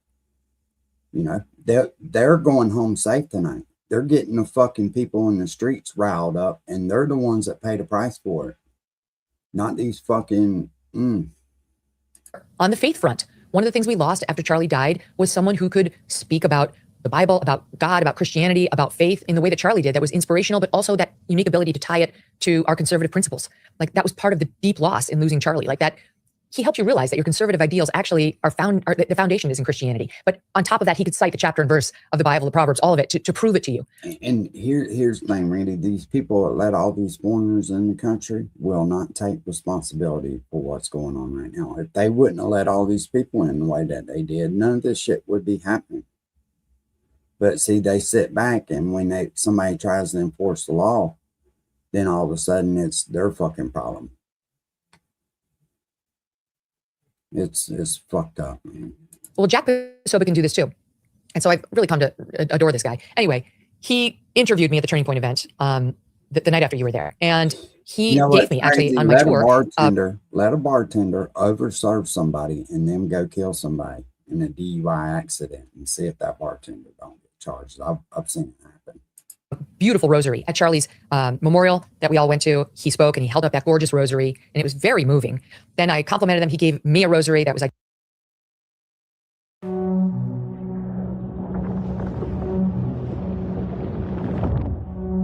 identical, which I pray every day and I love. And after that event at Turning Point, he posted a picture of that rosary. And Mark Levin chose that picture of Jack Posobiec holding his rosary to attack, calling him, I'm trying to remember the word. It was like wacko or freak. It was something extremely pejorative and diminishing. And there's no accident that he chose that picture. If you Google this guy, you can find 10,000 pictures of him on the internet. It is not hard to find a suit and tie picture of Jack Posobiec, or even Jack in a t-shirt, if you want to make him look more casual. He chose that picture.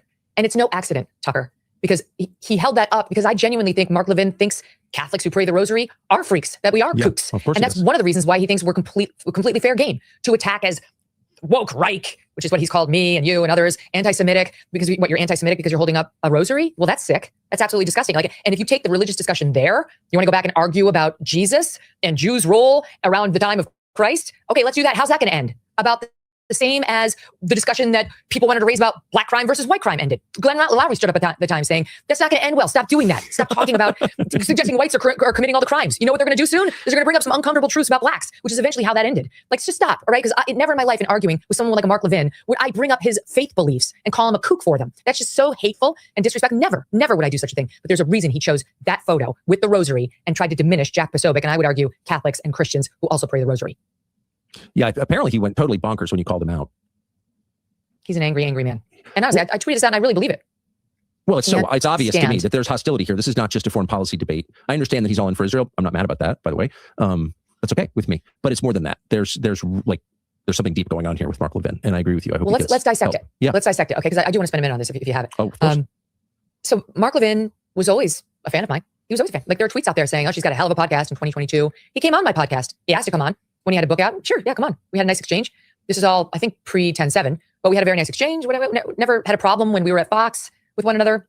And then, as I point out, I didn't have a relationship with Mark, texting and so on. But some of those others that we discussed had been sending me the love texts ever since 10/7 about how my standing up for American Jewish people made them feel safe and thank you and we love you and we're so grateful and blah, blah, blah. It's not why I did it, but I appreciated the notes. That was very sweet. So when exactly did I become an anti-Semite? Because he's called me that. Was it in this past July when you and I were both at Turning Point, the Student Action Summit, and Charlie and I had a 2-minute exchange on Epstein? And if you work for a foreign agency, who would it have been? And I said it would make sense it was Mossad. Yeah, I was called an anti-Semite after that, as you and I discussed last time I came on your evening show, by some official Jewish group that said Charlie was an anti-Semite too. Charlie Kirk. Okay. Was it then? Was that the day I turned anti-Semitic? I'm trying to track it in my head. So then the next thing that happened was I went on with Piers Morgan and I said, I don't believe the Hamas ministry of anything. I don't believe their numbers and I believe they're propagandists and I don't believe their photos they put out. But I also said Israel needs to wrap up this war because they're losing support. And I got called anti-Semitic by a bunch of people. A lot of pressure from American Jews who are active on Israel, which is the difference. No, I'm not going to take it back. I meant every word I said. None of it makes me anti-Semitic. And then came the Tucker's interviewed Nick and you must disavow him. Now you really need to break up with Tucker. As if my entire career rises or falls based on who my friends are and whose interview I decide to weigh in on. Well, it's ridiculous. So first of all, I had no problem with the fact that you interviewed Nick Fuentes and you did it your way. And I happen to know, because I know you, and I know some other things about that interview, that you did it with a pure heart. It wasn't because you were in love with all of Nick Fuentes' messages at all.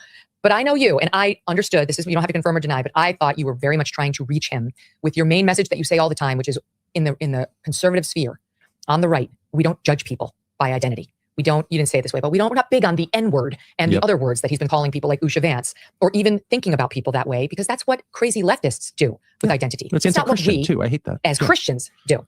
Okay, so that you tried. It didn't really work, but you tried. And I know your heart was in the right place, and it was a worthwhile exercise because he's a very interesting guy, let's face it. He's got some very extreme views, but he's very interesting and he's very smart. And on a lot of things, there is value to be derived from that guy's messaging.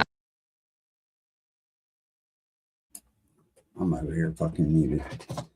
What do y'all think about Nick Fuentes? I'm sorry, he actually has a lot of things he talks about that you're like, oh, this is not a bad point about our country.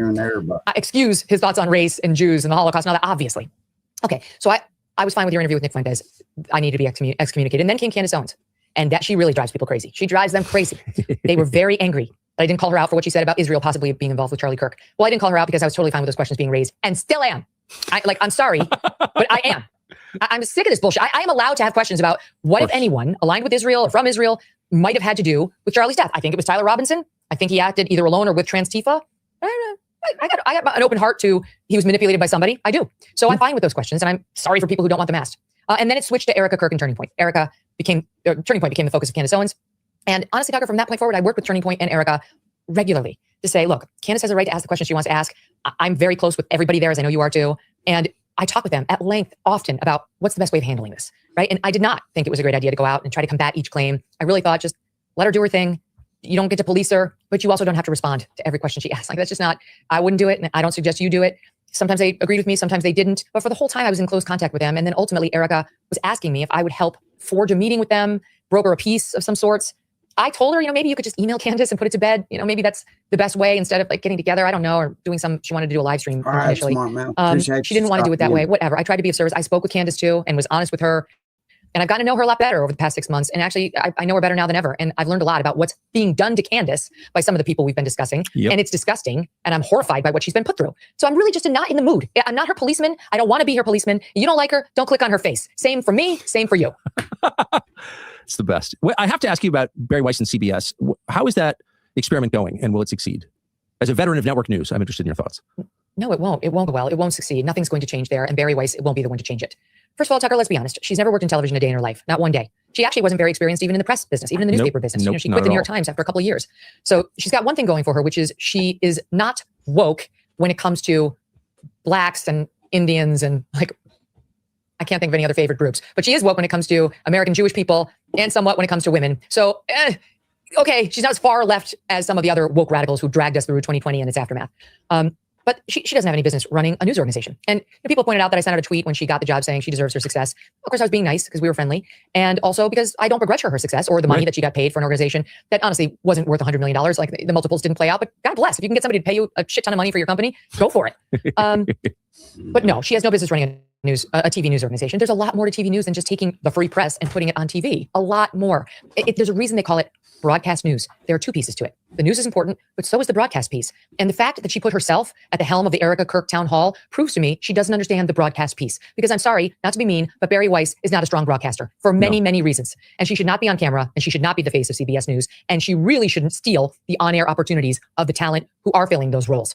There's no better way, and I don't have to tell you this, to engender a loathing and resentment from the talent that works in your building than for you as an executive to start stealing their primetime opportunities. It was a massive fail. The ratings sucked. And trust me, it wasn't because the public's not interested in Erica. She didn't lead Erica to good places for Erica to shine. She ambushed her with the guy who asked Charlie the last question before he was shot and killed. She brought him back to face Erica Kirk to finish a question and to ask Erica to condemn Trump's violent rhetoric. This is the guy who saw Erica's husband get assassinated by a leftist, tranny, furry-loving guy. And now you want to make his widow condemn Trump, who just gave her husband the Presidential Medal of Freedom, who's the vice president, buried him, got him on Air Force Two. How dare you? How dare you do that, Barry Weiss? And she had zero sensitivity about it. She ambushed her. And trust me when I tell you, there's no love lost between Erica Kirk and Barry Weiss. So that's just my little window into what she's been doing. But on top of that, Tucker, I've got more if you want it. Oh, I love it. I love it. There's no saving CBS. There's no saving evening news, and there's really no saving CBS Evening News. This guy, Tony Dokoupil, what has he done so far? Nobody knows who the hell he is. So far, he got the job because he had a contentious segment with Ta-Nehisi Coates, in which he was good. Ta-Nehisi Coates went to Israel for 10 days and came back and said he was an expert on it and wanted to write his thoughts. Okay, you're not. Be quiet. Leave it to people who actually have done a little study on it. You're going anywhere for 10 days. I mean, I just got back from Montana for 10 days. Doesn't make me an expert on Montana. It's cold. It's got bears. People love to hunt. Okay, like I'm not an expert. Okay, but anyway, that was a good interview. That's why he got the job, because he stuck up for Israel. He has an ex-wife who's living in Israel. And of course, that's the agenda now of Barry Weiss and her boss, the Ellisons, at CBS and possibly at CNN if they wind up buying that too, although it's not looking good for them given the rejection of that bid today. In any event, so that's why he got the job. What has he done? We pulled up a few segments that Tony Dokoupil has done while a correspondent, because now he's claiming, I've always hated it. I've gotten it. Too much reliance on elites. I'm going to be for the people. He's trying to sound like a Fox News anchor. Well, we pulled up a couple of big news events. We pulled up the Border Patrol is whipping Haitian migrants at the border story. Did Tony Dokoupil get it right? Even 24 hours into it, after the Reuters photographer who took the pictures and said, that's not what they show, came out and said, that's wrong. Nope. He jumped right on the bandwagon, served it up to Jen Psaki, who was his guest, to let her take a huge dump all over the Trump administration and the Border Patrol. But that's the rescue. That's the savior of CBS Evening News. Count me a skeptic, Tucker. People aren't interested. They're not interested in network news. They're really not interested in evening network news. And they're really not interested in CBS evening network news. Nope. It will fail, as will the entire network. Boy, but Barry makes me respect her a little bit. She's obviously a good talker, that she convinced the Ellisons that CBS News was like totally the way to control American public opinion. It's kind of, it's hilarious. So what about Fox News? They too have an agenda. And for their agenda, Tucker, they did hire the right person. Of course they did, but it's completely fruitless, and it just shows they may be evil, but they're dumb. What about Fox? I mean, so you said at the outset that Fox played a huge role in selling the Iraq War, a huge role basically in every pointless conflict we've had for the last 30 years, and they're doing the same thing with Venezuela. What's Fox's future, do you think? Well, I think they're going to be in a tough position as soon as Trump leaves, because Trump, as you know, is a ratings machine. Everybody didn't find the weather, and to be honest with you, I find that on my phone more than I fucking watch the news anymore. He's interested in Trump. You know, I remember when I was on Fox, Trump would come out and just do a random presser, just start talking about anything, whether he was a candidate or a president. The ratings would go through the roof. People just love him. They love listening to him. He's incredibly compelling. He's entertaining. He's smart. He's very funny. He's charming. He's self-deprecating. He's just like unlike anything you've seen. These pressers he's doing on Air Force One, where he's like, you know, rolling thunder, like, ask me, yeah, Cuba, maybe them next. Yeah, could be. You know, like, yeah, that guy needs to watch his ass in Colombia. Highly entertaining. No one ever does this. You know, he got out there when he was talking to House Republicans yesterday, and he was talking about the transgender issue, and he was like, oh, you know, you get the guys come in and they lift the weights like this, and you get the women. He goes, Melania hates when I do this. She hates when I do this. I'm going to do it. You get the women, and they're like, like he's imitating the weak woman trying to live. Anyway, my point is, you got to love him because he's funny and he's accessible. So that benefits everyone, including Fox. But when Trump is gone and we have anybody in his set, I don't care how charming or interesting the next guy is, it's not going to be Donald Trump. I think Fox News is in a lot of trouble, just like the rest of them. And I also think this is going to hurt them. The thing we discussed, the Fox News of yesteryear, which just has a knee-jerk response to things like Israel, to things like war, is out of touch with today's young Republicans. Yes. Today's under 50-year-old conservative men and women are over that bullshit. They are. They do not want war cheerleaders or Israel cheerleaders. They have healthy skepticism of both. And if Fox doesn't start understanding that and making room with its elbow for that kind of coverage to start not just occasionally being spouted on the network, but become a serious part of the network, the way Roger did after Trump took over the Republican Party and started to sort of shove out the more establishment types, or at least make room for the new MAGA types, they will fail. So they will continue with the Murdoch's mission, or even with the old Roger Ailes mission, which was very, very neocon at their own peril. Smart. Why do they have it? Do you have any I guess never as to really watched Megyn Kelly Too Tough, but that lady's pretty fucking smart, it seems like. why that's the only issue they won't move on? They're pretty flexible. They're business people, of course, and they've moved all over the map on a lot of issues, but they've never wavered at all on the need for America to be involved in neocon wars. Why is that the red line, do you think? I mean, I don't know what kind of holdings they have in the military industrial complex. It's worth asking. I haven't actually taken a look at the Fox News board recently, but they have more money than God. They don't really need to be beholden to anybody in the money front. I do think the Israel front is interesting, though, which is an area that creates neocons, and most neocons are defensive of Israel. And then what's happened on Israel is it used to be you were golden to just defend Israel on everything as a Republican. Like, you were expected to do it. There was absolutely no downside in doing it. And you would only get rewarded for it. And it was the one group that these Republicans could take money from. Just so you want to take $25 million from Miriam Adelson for the East Wing renovation? No problem. I'm not going to give you a hard time. She's an American Jewish, entrepreneur. Like Israel, we all love Israel on the right. It's the crazy leftists that don't like Israel. Our side loves them. And I do believe that's why you have all these records of people who are like, I voted for Israel with Israel 100% of the time. Ted Cruz, like, I wear like a badge of honor. And I do think the Murdochs are probably still in that same mindset. Yes. And they do not have their finger on the pulse of the young people who voted Trump last time, who are critical in putting him over the line, and who have started to turn on that mindset, and who do not see Israel, especially now, as totally aligned with American interests and values. And let me just say one other thing on it. I've been asking myself this question, Tucker, because you cover foreign policy a lot and always have. It's not really my thing. This is not like, I don't think people tune into the MK show because they really want to get the latest on foreign policy. I cover all domestic news, politics, law, culture, all that stuff, hard news. But I'm not huge on foreign policy. I do cover it, but it's not my thing. Like Glenn Greenwald, it's his thing. He lives for it. Yeah. And he's great at it. Okay. I do think that even as I look back, I'm like, I'm pro-Israel. I say I'm pro-Israel. And I've been asking myself lately, like, why exactly am I pro-Israel? And what I've come up with is, well, I was raised Catholic, and, you're kind of taught from a very young age that there's an alignment, Judeo-Christian values. You hear that all the time. You read the Old Testament, like all of it. And you're sort of thinking, okay, yes, I defend the Jews and I'm pro-Israel. Then you get to Fox News and it's like, of course you are. And Republicans all are. And you're like, okay, I accept that. And you see, like, they're an important country in the Middle East. And I believe what they say, which is they're in a rough neighborhood and people do want to attack them a lot. So, I understand this is a free democracy, but then you get to the point where you realize, oh, wait a minute. I've been in an organization for 14 years of my formative adult life and professional life where I wasn't even encouraged or allowed to question any of that. It was just spoon-fed, and I swallowed it because I didn't really care. It wasn't something I was ever really focused on. So I was like, yeah, sure, okay, we love Israel. And only now, Tucker, have I begun to say, like, wait a minute. How much of the narrative that is in our news today has been spoon-fed to me by people who are super pro-Israel at all costs, who won't tell the truth about Israel, no matter what it is, and will cancel you if you don't befriend or defriend people who do. And so this whole thing has made me reevaluate. Like, I'm just starting from square one, basically, on Israel right now. And I'm actually day by day taking a much harder look at who are they? What do they do? How do I find real information on what happened in this war in Gaza that I will trust? Because I do know I'm being propagandized by both sides. And how will I make up my own mind? Even some of the narratives that we hear, like, I'm not a fan of certainly radical Muslims. And I'm not a big fan of Islam. I'm going to be honest. The tenets of it are political and I don't agree with them. But I have dear friends who are Muslims. And I do start to wonder, like, how... If you look at Gaza and what's been done over there and the way it's been destroyed, put yourself in them people's position and tell me if you would support what's going on over there right now.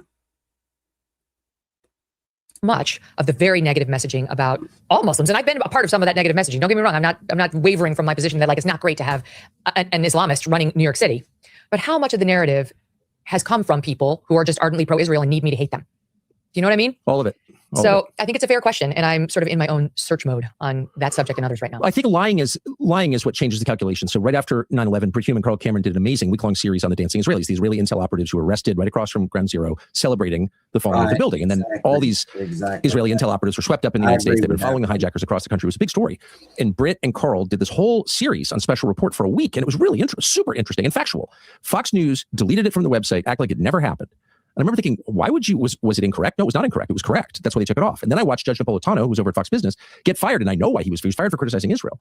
And under the previous regime, they got the call, got to fire him, and they did. And I remember thinking, that's not fair play. If you disagree with his views on Israel, tell them. Or if you think that Britt and Carl did something wrong in their series on the Dancing Israelis, tell us what it was. No, it was just eliminated. It never happened. It was shut it down. And I don't think that's fair. That's not, first of all, it's not journalism. Second, it's just inherently dishonest. And third, it suggests, like, why are you doing that? Like, what is there that you're trying to hide from public view?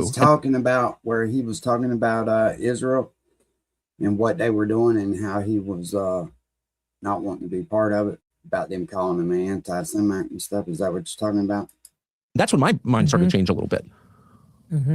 I don't know what the stake is. I really don't. You would know the board better than I would, but I think it's mostly rooted in the fact that it was always fine with absolutely no downside to just be completely in the tank for Israel. And I don't think they've moved out of that mindset. And I think they're going to learn the hard way that they need to, because look, let's be straight about it. The average age of the cable news viewer is somewhere between 68 and 72. That's not the key advertising demo, and that's not going to keep the lights on for very long.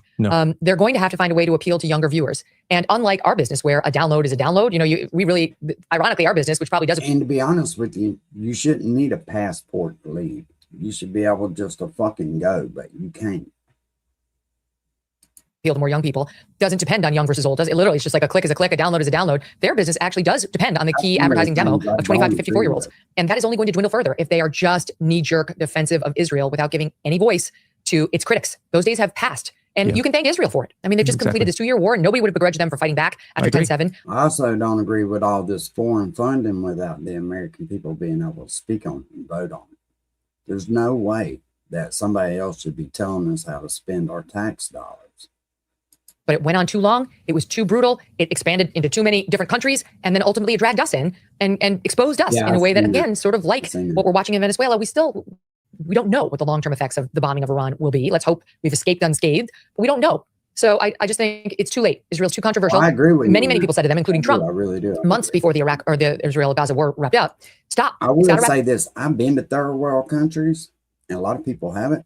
And when I went there, it was a real fucking eye-opener just about how good we really do have it over here. So don't let it,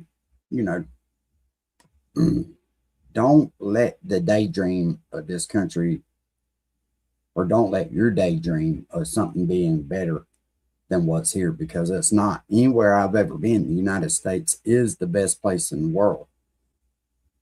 People over there, even at the Bahamas, I've been to the Bahamas and actually explored the island and all that shit. And I'm telling you, people over there were really living in fucking huts with no windows, tin roofs, no air conditioning, none of that shit. Like, they cook out on the beach. That's because they have to. It's not because they want to. We do it as, like, a fun time. They do it to survive. We are very blessed. And I think a lot of people miss that. Our poor people over here would be considered rich to these people in third world countries. And when I hear people complain about how bad they got it, and they got electricity and fucking food stamps and welfare, then people over there don't have that shit. They don't have the luxury to that. People are very, very lost when it comes to what they really do have and opportunities that they have here that other people will never get. Up now. It's gone too far. And Netanyahu was going to take it further even than he did. Trump had to basically grab him in a headlock and say, stop. Would you just take the win? Just stop. We're declaring victory. It's a ceasefire. Take the W. And he only did it because Trump basically threatened him that he had to. But that whole thing has turned young people off. They've seen, again, it feels like just a thirst for too much. And even Israel's numbers acknowledge tens of thousands of Gazans have been killed. And of course, that includes an untold number of civilians and women and children. And I saw the dead Israelis at the bus stop. I saw the dead children. I saw the celebrations of the rape of the women. I excuse none of that by the disgusting Hamas terrorists. But the answer was not then to... Smart mouth. No, you're kind of wrong on that, bro. You can leave, right? But you're going to jail if you get caught somewhere without it. And you have to have that passport. You can't just get on an airplane and leave. I get what you're saying, but it is a type of permission to be able to go somewhere. respond with the deaths of civilians, which I know they say they try to prevent, but you know what? You didn't. You didn't in large enough numbers. And you really turned a generation against you. There isn't a single Democrat in America that's pro-Israel right now. They've lost all the independents, over 70%. And as I point out, the young people under 50 in the Republican Party, you can see it in the polls and you can see it anecdotally in your business and mine, have turned and are turning on Israel. So Fox News continues as it has been at its own peril. Yeah, well, it'll be a well-deserved end as far as I'm concerned. Megyn Kelly, thank you for your wise assessment of everything we just talked about. It's great to see you, and you're killing it. And I'm proud to be your friend. So thank you. Right back at you, Tucker. It's a pleasure, and I look forward to never defriending you. I'm grateful. Thank you, Megyn. See you soon. See ya. Thank you very much. We'll be back next Wednesday.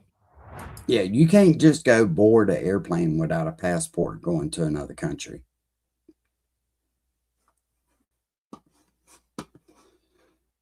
You can call it whatever you want, but that shit's in place for a reason.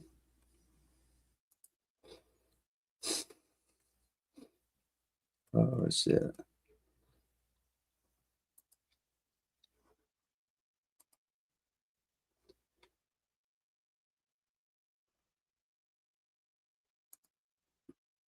Permission to enter. I mean, you're kind of right, but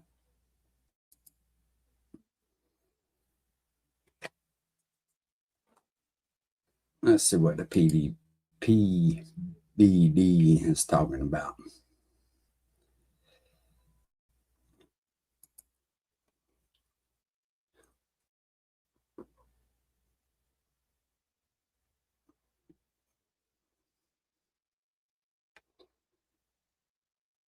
For some reason it's taking a second to load up. There we go.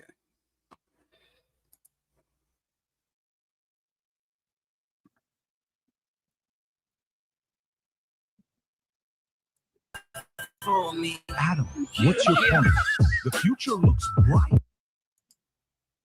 Vanities, kitchen cabinets, higher end furniture. Come on. Those aren't the things that people are buying every week. And that's not what tariffs are going to cause inflationary. As a matter of fact, he moved on some agricultural tariffs that were in Italy, and it took the tariffs down to 1.2% on certain Italian pastas. So the pastas that are coming in, it was less than 1/7 of our sales tax. So what's happening right now, point one, the president hears these messages Democrats are trying to push on affordability. So now he's fighting back saying, hey, it wasn't inflationary in the first place. And I'll tell you what, let me suspend this tariff over here, this tariff here that was on kitchen vanities, cabinets, and things that you would use for remodels. And Americans aren't really doing that right now, right? There's not a lot of remodeling going on. You see the quarterly reports from Home Depot and Lowe's, but energy is down. Heating oil is down for the winter. And also, he just did like what he did on the imported Italian.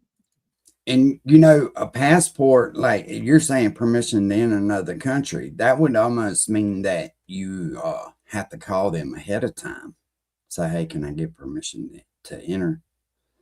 A passport you can go anywhere with. I don't know. You kind of caught me off guard with that. But, I mean, you make sense, with it. But I don't even think they'll let you board a plane without it leaving the country, will they? Because I want to say that I've always been asked for my passport even when I was leaving. I may be wrong on that because Mama usually handles all the booking shit. Pasta, make it like a 1% tariff coming over there. So he's getting the joke that he can't just say to the microphone, oh, affordability is a headline issue that's being spun by the Democrats. No, there's some reality to it because the prices haven't come back down from Biden inflation. And so now the White House and the president are out there speaking to it to counter the message of the Democrats. And yes, certain things like Italian pastas came down a little bit. What is that? Jeff, your thoughts on this? Yeah, this is not a messaging thing. And the fact that they try to treat it as a messaging problem shows that they're still kind of out to lunch. You're saying it's a real thing. It is absolutely a real thing. The original problem here that Republicans had specifically is they came in, last year or the year before, sorry, it's 2025 or 2026 now. They came in the year before and said, we're going to bring prices down. Well, in economics, prices don't go down. That was a mistake to begin with. When prices went up back in 21 and 22, that was a permanent change. You can't go backwards. Every supply shock in history, prices go up in a step fashion and then they level off where they are at a new step fashion or the new equilibrium and they stay there. So what Republicans should have said is, you want to blame Biden for that? Fine. Biden made you poorer. Now we're going to try to fix it. Not by getting prices to go down because they will not go down. They should have been clear on that. Prices will never go down again. We are never going to see 2019 prices again. So what we're going to try to do is our absolute best to make sure the jobs market is as strong and as resilient as matching the rhetoric coming from all these different economists in the Federal Reserve.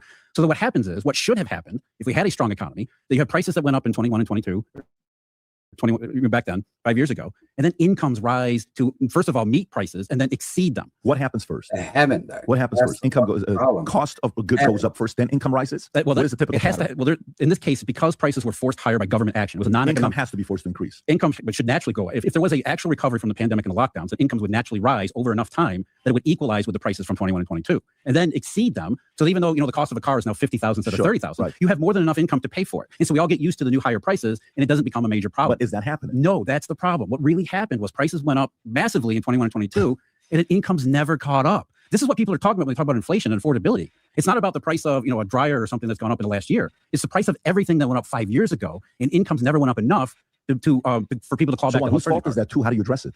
First, whose fault is that? Yeah. It's the government's fault. They created the pandemic So- and the lockdowns, and then because of the pandemic, Under Biden, when they did the pandemic and the you lockdown, can't forget it was also Trump. it was the spending was on both sides. Spending was But both sides. The lockdown was on lockdowns, both sides. yeah, it was both sides. I mean, you got to blame both sides for this part. On lockdown? Sure. And spending and the printing. Who locked down on Trump's side? 2020, 2 weeks to flatten the curve. That was in Trump's watch. Right, the lockdown, but it wasn't a. You're not talking about the lockdown that happened under Biden. No, with- the repeated emergency pandemic measures. That was absolutely devastating. That's where really the price changes came from. Right. Because what happened is you had the economy starting to come back from the lockdowns, so there's more demand that was rising, but at the same time, the supply side of the economy was hindered by all those emergency So the measures. And government logistics. printed more money. Not money printing. What happened was it's called a supply shock, which is an imbalance between demand and supply. So you have demand and supply that completely plummeted during Sure. the lockdowns. When they came back, demand started to come back, but supply couldn't. It was restrained. People were home. They couldn't work. We couldn't get stuff shipped from overseas. So demand came back faster than supply. This is basic economics. What happens when demand is growing faster than supply is? The only way to reconcile those is prices have to rise. Think about an auction process. If you have an auction where a ton of people show up and there's only a couple sellers, the sellers are going to get huge prices for it. Mm-hmm. So because supply was restricted, that's why it's called supply shock, prices had to rise to meet for the rising demand. Now, what should have happened, what the government said was going to happen, was that we are going to do all these stimulus plans. We're going to give money to people. And what that's going to do is that's going to temporarily stimulate the economy. So the process I talked about, where incomes would start to rise and then slowly over time, they would offset and exceed price changes. But that never happened because stimulus never really actually stimulates. How do you address it now? How do you address it now is we got to get the labor market back working again, which means the economy needs to hit some kind of equilibrium coming off of that 3 years ago, 4 years ago, where it was artificially stimulated in all the worst ways. Now it has to clear out all the bad stuff, including the stuff we're going to talk about here with fraud. I mean, fraud and government waste was a huge part of stimulating the economy, which is the worst way to try to create a sustainable economic growth pattern. You don't create growth from waste and fraud and inefficiency and unproductivity. So we got to clean all that stuff out and let the economy start growing. It's like the same reason why you cut back all your weeds in your garden. All the bad growth, you got to get rid of that. That's what recession's for. saying. So there's a couple things here. First of all, I agree that there was this cataclysmic jump in prices that happened under Biden. And you can argue whether it started at Trump, but you can certainly look at the charts and it went nuts under Biden. And there's a lot of core products that probably aren't going to be able to come down. Energy is one where the president can help it get down. I mean, look what Biden did. Biden depleted the SPR, Strategic Petroleum Reserve, to artificially drop gasoline prices in the Which face. never happened. They used the SPR and it didn't actually get oil prices to go down. Correct. But that's what he said he was doing. Yeah. Instead, it just depleted it. And so But again, that's all just it's messaging. We need to do something to appear to be doing something. Correct. Well, That's he really the didn't do problem. anything. What Trump is doing something, and you can look at the price of gas outside of the blue states where it have the artificial cap taxes. Like California's got a $1.90 cap tax on the true price of gas. So you take a look at what you pay, say in Texas, Alabama, even New Jersey, and then put $1.90 on it, the California cap tax. And that's why it's $5 in California and $2.99 in other states. So the president can push down on energy, but this president needs to talk about affordability to blunt what's happening with the Democrats. That's the messaging thing. What you're saying, solution, I agree the solution isn't messaging, but in 1 year, you're not going to have a 30% increase in American income. That is, by the way, we but I do see think- that but I'm around saying, the I world. think It's hyperinflation, right? If everybody's income goes up. This cracker is claiming to have a job, but he's still, I don't know what's wrong with this motherfucking dumbass. But then all the companies That's why that pay those it happens people- over time. What I'm arguing for is that from the president and political perspective is that what they should do is be honest. They should just be honest and say, look, we're not going to get prices back. That's not how true, I yes, true. Our independent farms should never be fucked with by the government. But we all remember what was that farm aid and all that shit where like all the country singers and all were trying to help these farms and none of them got the money. economics works. So that's we're not even going to try. That's not our goal here. What if you Our heard- goal what here if you is heard to demand, though? Do you think any president would say, the that's other sort of guy the did it Fed and I can't fix it. I'm not even going to try. No, that's what I'm saying is He's not saying that. What he's saying is we need to go in another direction. What's not saying is we're officially in a new reality. The new reality And is this new reality is $50,000 a year cars instead of $30,000. So then, but what do you do with that? How do you address? You're that not going to brand? get the cars to go. I prices to go understand down. that. That's So what I'm saying to you. So when you're saying, so is the solution to the messaging? If you want to go to the messaging, the messaging not needs to messaging. be. And I'm not talking messaging. I could care less about messaging. What I care about is results. I want to find out what do you do. So strongest job market that we can possibly have. How do you That's do the that? only way to get out of this is to make sure that incomes grow in a fashion that pays for all of those price changes from 5 years ago. How do we get jobs growing again? We need a lot of things to take place, but among them is we need the banking sector to be more efficient and actually start making loans again instead of just lending to BlackRock and the most liquid borrowers out there. We need a more efficient banking sector. We need a more efficient monetary system. We also need, like I said, we got to get the government out of the economy. The government is the biggest impediment because the government is all fraud, waste, and inefficiency. I agree with that, but can you hear me? Yeah, I agree with that, but you can't, fix every layer of the lasagna all at once. I'm not arguing that we should. What I'm saying is the government should come clean and say, look, we're not going to focus on prices because that's a lost cause. They should be honest about that. That's a lost. Prices are never going to go backwards. Prices of what? Prices everything, just general prices. Houses. Gas. You saw the article that came out saying with gas prices being where it's at right now, saving Americans $500 million. I don't know if you saw that number or not. Yeah, I mean the wholesale price of gasoline at the CME is $1.70 a gallon. That's where it is right now, which is the lowest it's been in 5 years. That's actually not a good thing. What about like deflationary innovation though? Like the way that like a flat screen TV started off at $10,000 and now today it's $200. So like there's examples of things going down in price. Yeah, there's always individual items that go down in price, and tradable commodities can go up and down in price. Sure, but we're talking about goods that usually the economists use the term sticky. This is what sticky really applies to, which means that when prices go up, they tend to stay there. But the things that are killer though is like electricity, food, housing. Like I think those are the 4 things that people really get upset about if those are unaffordable. And I mean I think the problem too is like I think deficit spending in general is a bigger example of what happened during COVID. Like that M2 money supply chart I sent you, Rob. Like so this is the amount of money in the economy, and like obviously went up a ton in 2020. But just the fact that we're spending like an extra $1 trillion per year than what we actually have, like that's the creation of new money. I know it's not money printing; it's like the Treasury issuing new debt, but that's adding new money into the economy. That's artificially increasing demand. So of course things are going to be more expensive, but we're like putting more money in the economy every year, and that's like such a waste of capital too. By the way, like the Fed created like an extra $9 trillion of money on its balance sheet, so that went to banks. So why aren't banks using those loans efficiently? Like, are they just sitting on that money? Yeah, what they've been doing is buying U.S. Treasuries because they're risk averse. Yeah, so we need risk taking in the economy, which can't happen because of all this other stuff. I think the one part that you talked about, which I agree with, Rob, can you pull up the number of banks in the history of America over the years? How many we had and how many we are now? Small banks. That's exactly that. Small bank, just banks, total banks in America. If you go to while you're doing that, I'll look up the report. But the question becomes, the price is, like you said, flat screen TVs went from $10,000. You can buy TV right now for $400 or $500. I can't believe how cheap it is right now to buy a. So what does it say? It says 4,000 commercial banks in the U.S. 2023. Okay, so let's just say around 3917, according to FDIC. The number of banks peaked in the 20th century with estimates typically around 29,400, 30,400. That's before the Great Depression. But even at 1980s, we had 14,000 banks. To go from 14,000 banks to 3917, no longer lending money to small business owners to start because the underwriting becomes tighter. They want the bigger deals. They want the bigger business. I can see this happening. But the other part is as well where the incentive comes about. Let's develop cheaper cars. Okay, more cost-effective cars. Let's develop housing that's going to be more cost-effective. How do you do that? Innovation. This is a time where innovation can really lead. But that go to that chart right there, Ron. Go to that chart right there. That tells the whole story. Right Consolidation. Look at that. That's not good. Yeah, it wasn't a contraction. It was a roll-up. Yeah, it was a roll-up. That's exactly what it was. Mergers. It's all mergers, and the consumer wins there. Look how sudden it is from 1980. So why? By the way, Jeff, the Eurodollar system. Why is that sudden from 1980 though? If you look at the number, it's increasing 50, 60, 70, 80s, and then it drops. Yeah, the reason why is because of international consolidation. You have international competition. So we internationalized the monetary system starting in the 50s, 60s, and 70s, and by the 1980s it became hyper international, which meant that you don't have a small regional bank in a local U.S. location competing with other small regional banks in that same location. Now you have large scale banks in Switzerland and Japan and Asia competing with the large banks on Wall Street. And those are the only banks that they suck up all the money in oxygen. So and it is a big bank. What do? You buy all the smaller ones. It's the cheapest way to continue to grow in scale. The average person watching this, what can they do? What can they do? What can the average person do?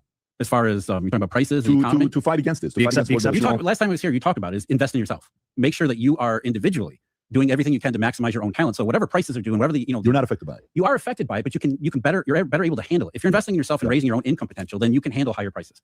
I agree. I mean, this is terrible. This is horrible stuff. But I mean, it's the reality. The reality is we can't change it. We can't go backwards. So let's be honest about it and deal with it moving forward. To your point about wages, you've got a couple things that are going to happen this year, and that you're going to hear headlines that are more and more talking about like job retraining. Invest in yourself. I've always said that. And displacement, and you're going to hear going to the election. No, the labor market's actually better than people think.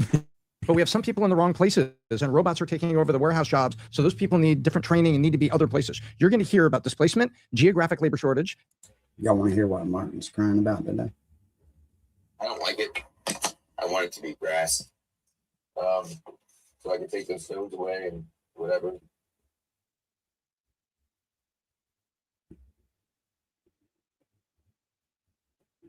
Oh, I couldn't hear it for some reason. Yeah, he's live.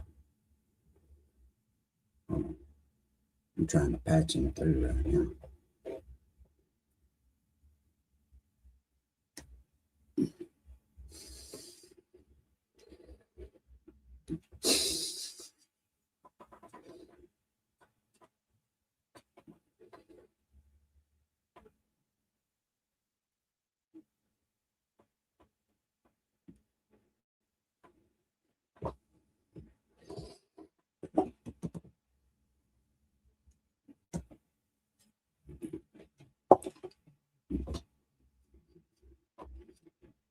Martin and job retraining. Oh shit. Martin is desperately trying to catch the attention of everybody because he absolutely wants to be famous on the internet where he doesn't have to work. He thinks he's going to be some big content creator. It's weird to watch, but okay.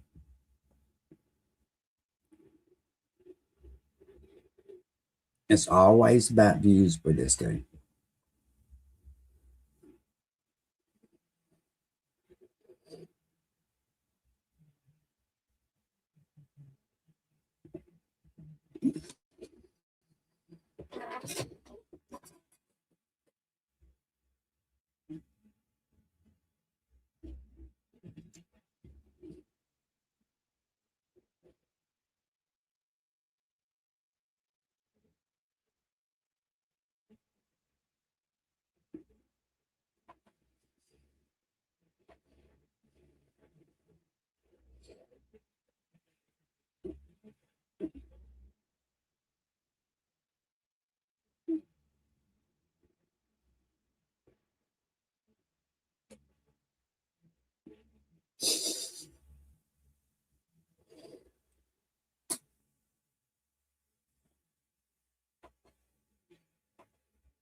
This motherfucker.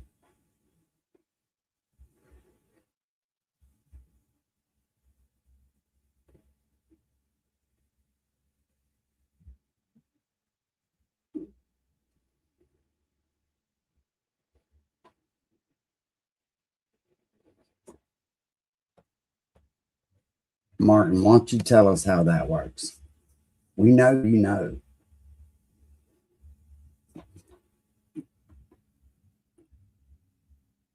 Right, Josh?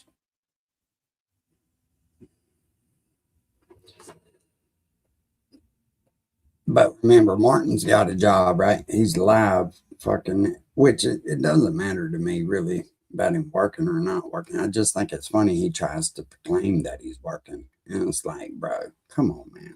You're not live at 4 o'clock in the fucking morning every goddamn day and going to work. I mean, what restaurant? Okay. Which is all messages that's true, but they're going to be trying to say, hey, better paying jobs are available here, here, and here. Because remember, it's election year. Yeah, so let's go to this. And Jeff, I'm going to come to you with this one here. U.S. dollar set for the biggest drop in a decade after Trump's trade war. Again, we're on the same topic, but it's now the dollar. People are concerned. Is there a real issue here? You do this for fun, but when you review real content from the real world, it's free use. You could pick up ad revenue on. Yeah, we're not. Here's what it means for your wallet, folks that are listening. Okay, so let's go through it. Here's what it means for your wallet.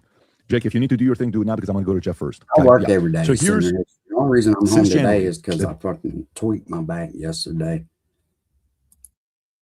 Dollar index, which measures the strength of the U.S. dollar against 6 major currencies, including the euro, yen, the pound, is down about 10%. That's the biggest tumble for the dollar since 2017. Some everyday products are set to get more expensive. At the same time, the dollar slump could help American companies sell more abroad and even support job growth. Below are cover them in full. Economists point to 2 main drivers behind the slide: Donald Trump, global trade war, and Federal Reserve 3 interest rate cuts. The tariffs, the highest since 1930s and averaging around 14 to 18% combined with lower interest rates, have made the dollar less attractive to global investors, pushing its value down. For U.S. shoppers, the most immediate downside shows up at the checkout counter. When the dollar weakens, it takes more cash to buy goods made overseas and reiterates usually pass those costs on to the consumers, retailers. We really do need to get back to buying nothing but American. Like iPhones, laptop, TV, assembled abroad are more likely to see a price hike if the dollar decline continues. Clothes, shoes, furniture, and even new cars and replacement auto parts can also become more expensive, particularly when they're fucking digging. I hope not. I fucking absolutely hope not, man. How many of you are willing to pay a little extra for something that's made in America versus something that's made in China? Because we all know stuff that's made here usually is made better. From Asia or Europe. Jeff. Oh, there's a lot there. And you're right in my wheelhouse, too. There's a lot of misconceptions there. First of all, DXY Dixie is not the dollar index. It's the one that everybody knows and it's what everybody follows. But as you said, it's basically the euro. It's 57% the euro. Remember and the euro when has had a good everything year in against the dollar. Walmart But was made in the USA? Who can remember that? even the overall narrative misses a lot of context. And a lot of context is the dollar had a major spike at the end of last year and the early part of this year. So the base comparison's off to begin with. The dollar isn't crashing, isn't even actually going lower. The dollar is down from extreme levels earlier this year. What is the dollar actually? You mentioned a couple of factors. Everybody mentions interest rate differentials, Fed policies. Those don't actually matter. They matter in certain situations like the US dollar versus Canadian dollar. But you look at, say, for example, the Japanese yen versus the US dollar. The Bank of Japan is raising rates. JGB yields are going up. At the same time, US rates are going down, and the yen is weakening. The yen is weakening by a lot. And there are actually a lot of currencies around the world that are actually weakening by a lot against the US dollar. What does that actually mean? What does the US dollar actually tell us? It's not about interest rate differentials. It's about monetary flow. The US dollar is a global financial bellwether. It tells us when conditions in the monetary system globally are either good and improving or going in the wrong direction. When the dollar goes up, not a good sign. That means that money is becoming tighter and flows are being constrained and restricted. The dollar surged earlier in 2025. If you remember the chaotic marketplace, they blamed it on tariffs for really a lot of different reasons. But you had, the stock market was down in March and April. You had commodities being liquidated. What was the dollar doing during that liquidation, that deflationary period? The dollar was spiking. So the dollar was going up as we got extreme monetary conditions. Now after, things calmed down after April into the summertime, the dollar backed off. It wasn't crashing. It wasn't signaling a new partnership that everyone was waiting for the dollar. I wish these motherfuckers would talk like normal folks can under fucking stand them. America came up. That wasn't happening. The dollar was coming back down off of a deflationary extreme. And then it settled down, and against most currencies, not the euro, it has actually been moving higher again.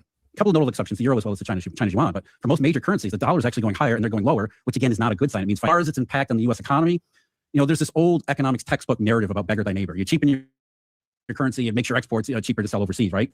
That doesn't actually happen.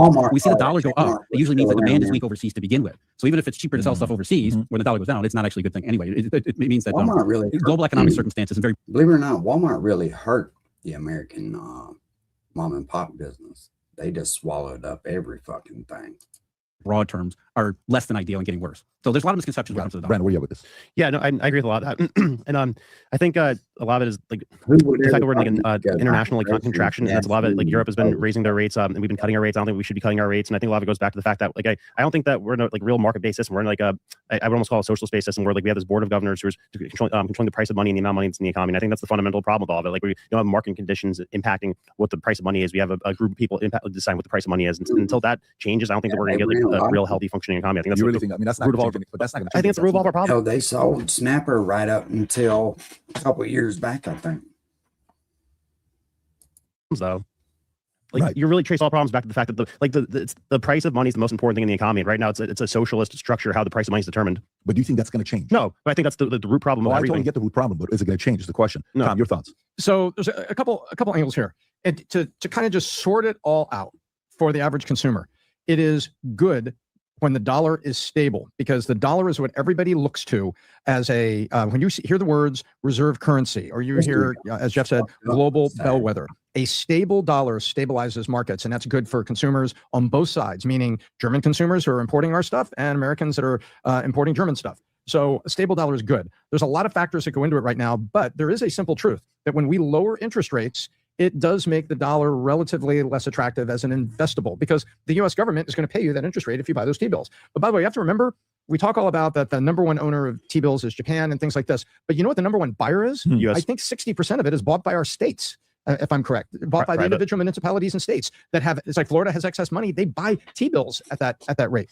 And so I think the headline, the dollar is going to drop. What Jeff said is very important. It's like, was it bad when the headline said inflation is dropping from 8% down to 4%? No, that was actually good news, and it meant that inflation was getting back to historically controllable levels. That's what happened with the dollars. So in many ways, Pat, this is a big headline. Oh, the dollar is dropping, dollar is tanking. And who is talking about this? Daily Mail. Oh, right, the economic experts and the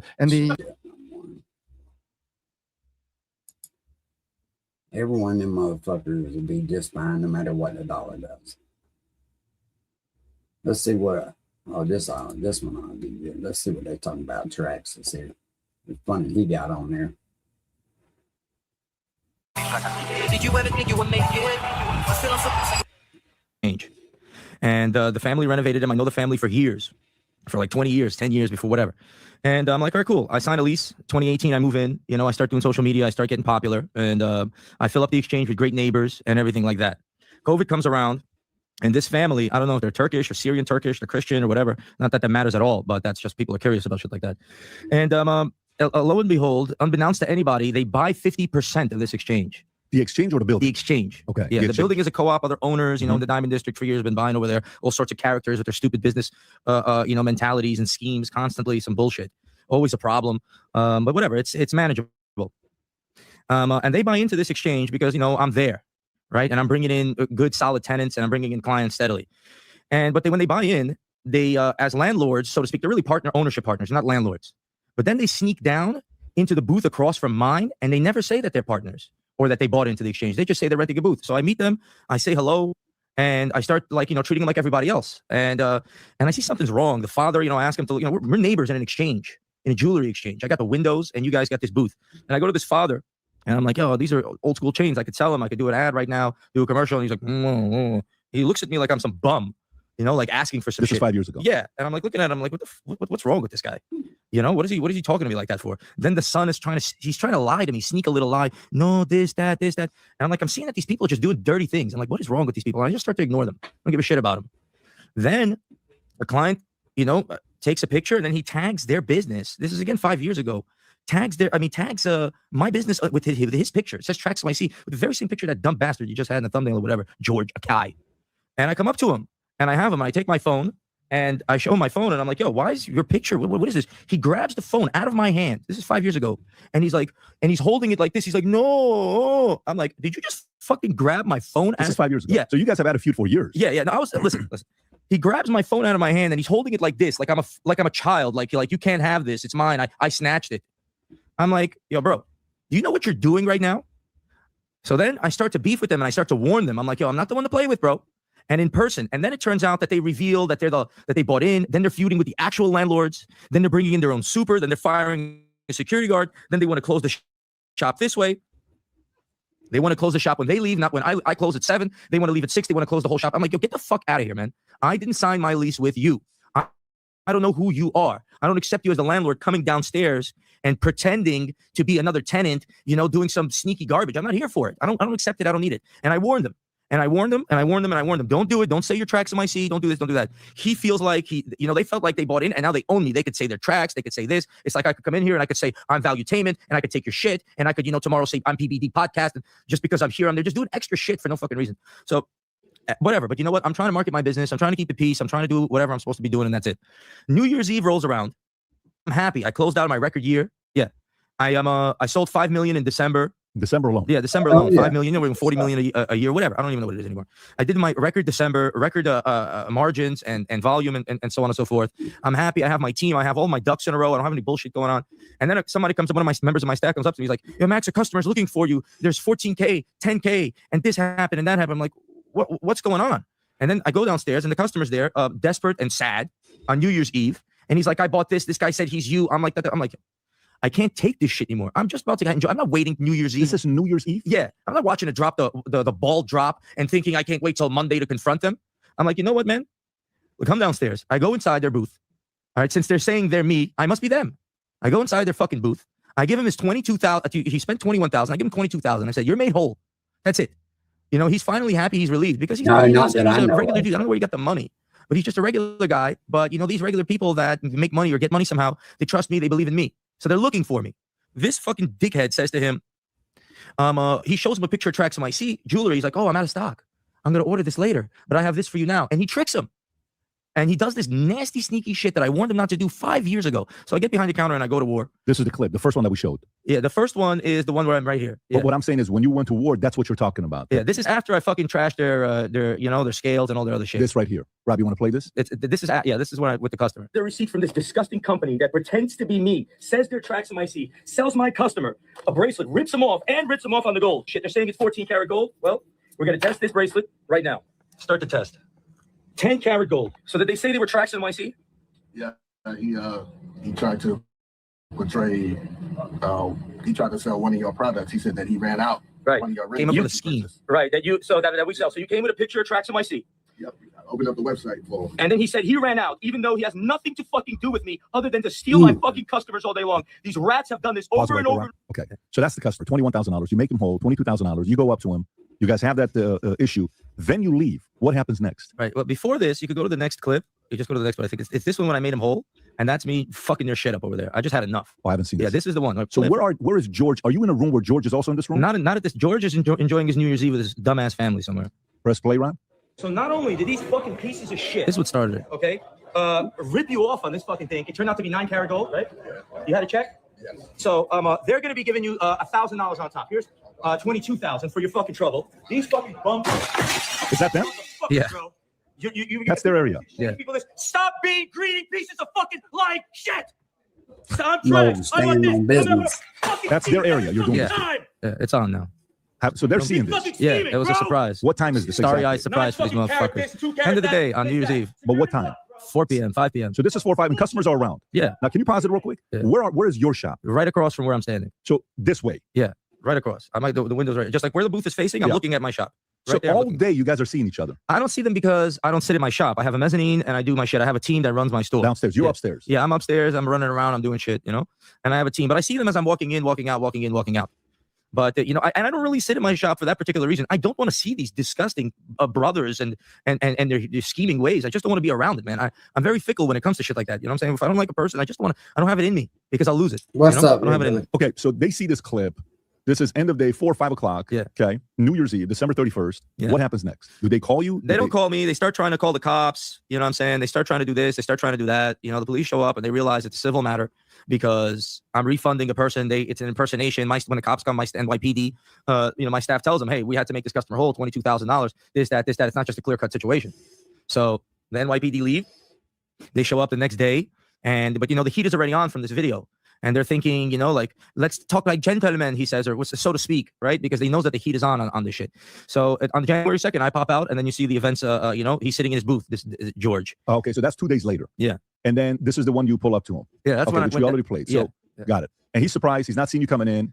So by the way, pause right there. Are you on that site? Yeah, that's Tracks in my seat. Oh, I see it. I see right behind it. Okay, Yeah, now I that's get it. that's my booth. You guys are literally right next to each other. He moved in there to fucking steal customers for years. That's what the fuck he did. They saw I was a successful guy, and like vultures, like parasites, man. Like parasites, they moved down there. At first, they didn't even put their name on their booth, so they could just say they're Tracks NYC. You know what I'm saying? They're sick.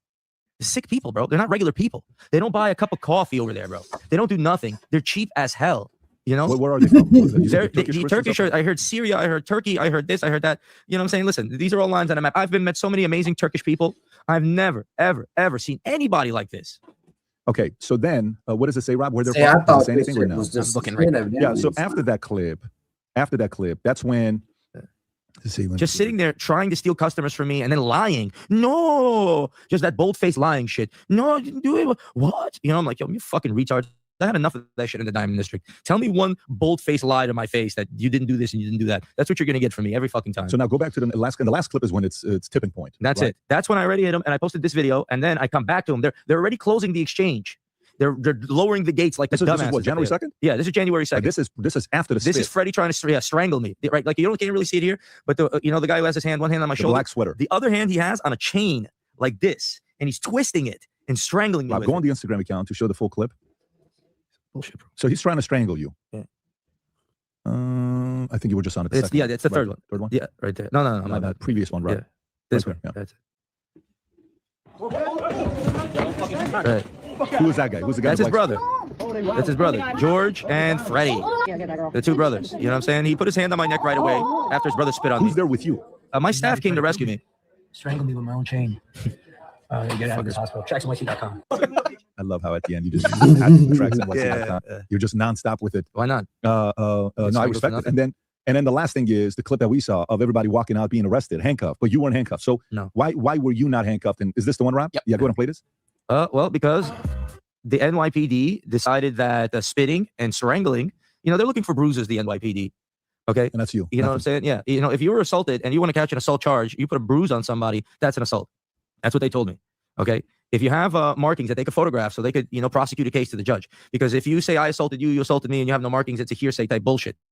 You know, but if you have markings and they could have pictures of those markings, they could prosecute an assault charge. So that's what they look for. And I'm the only one who had markings because I got beat the shit out of by everybody. How many of their guys jumped you? What was the total? I mean, it was the father. The father is George? No, the father is the older man. The father of George. I know George and Freddie look like they're 80 years old, but they have a father that's, you know, he's standing like right next to whatever. These are the two brothers, George and Freddie. Okay, and the third brother. And then they have this hitman over there and with the other white hair, whoever the fuck he is. And is the father in this picture or no? Yeah, he was in there somewhere. Yeah, there's the father right there standing in front. You know what I'm saying? He was doing some kicking and some fucking screaming. The dad was kicking. Yeah, the dad. All I saw is, everybody's coming. I saw the dad just like his foot coming out, and then this idiot threw a scale at my head as well, and it hit one of my employees. It's we're getting the surveillance footage. You know what I'm saying? There's Marcus, my team member. The other father's over there somewhere. So they're trying to break it up. My staff come take it up, but I can't breathe. All I could do is pull back on the chain to try to breathe, as this fucking idiot is pulling on my chain over a refund and all of this and all of that. Listen, man, it's all a bunch of bullshit. These people, it's just this whole saga is an example of blind greed. Money is my God. This is what you're looking at. Okay, I have money. That's what they came up to me. This fucking dumbass, when I was arguing, years ago with this fucking idiot, Freddie, in the middle of the argument, I'm talking to him, and he shows his watch. He's got a gold Sky Dweller on. He's like, you know how many of these I have? I'm like, what the fuck difference does that make? That you have to say, I have this, so you could say you're what? More important than me? Because you have more Sky Dwellers? Because I don't have enough Sky Dwellers in my showcase? You have more, that means you're greater? What is your logic, bro?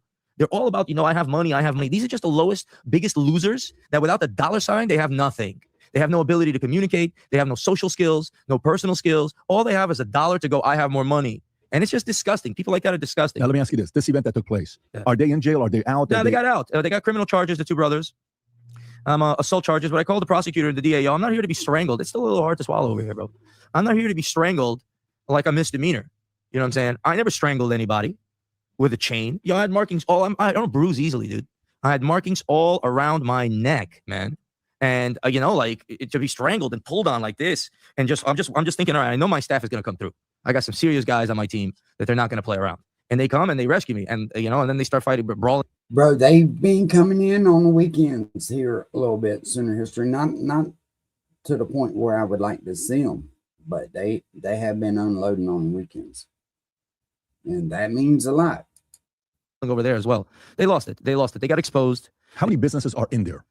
Maybe like a 10, I think, or something. So what are the other guys saying about it? Do they know about the feud between the two of you? Yeah, the other guys all hate them, but they try to kind of, use them as a counterbalance towards me, but they know that's, because they don't want their rent raised. So they're like, hey, I'll be on your side. You're the partners in here. The rent, they're all playing a game. People want to keep the rent low.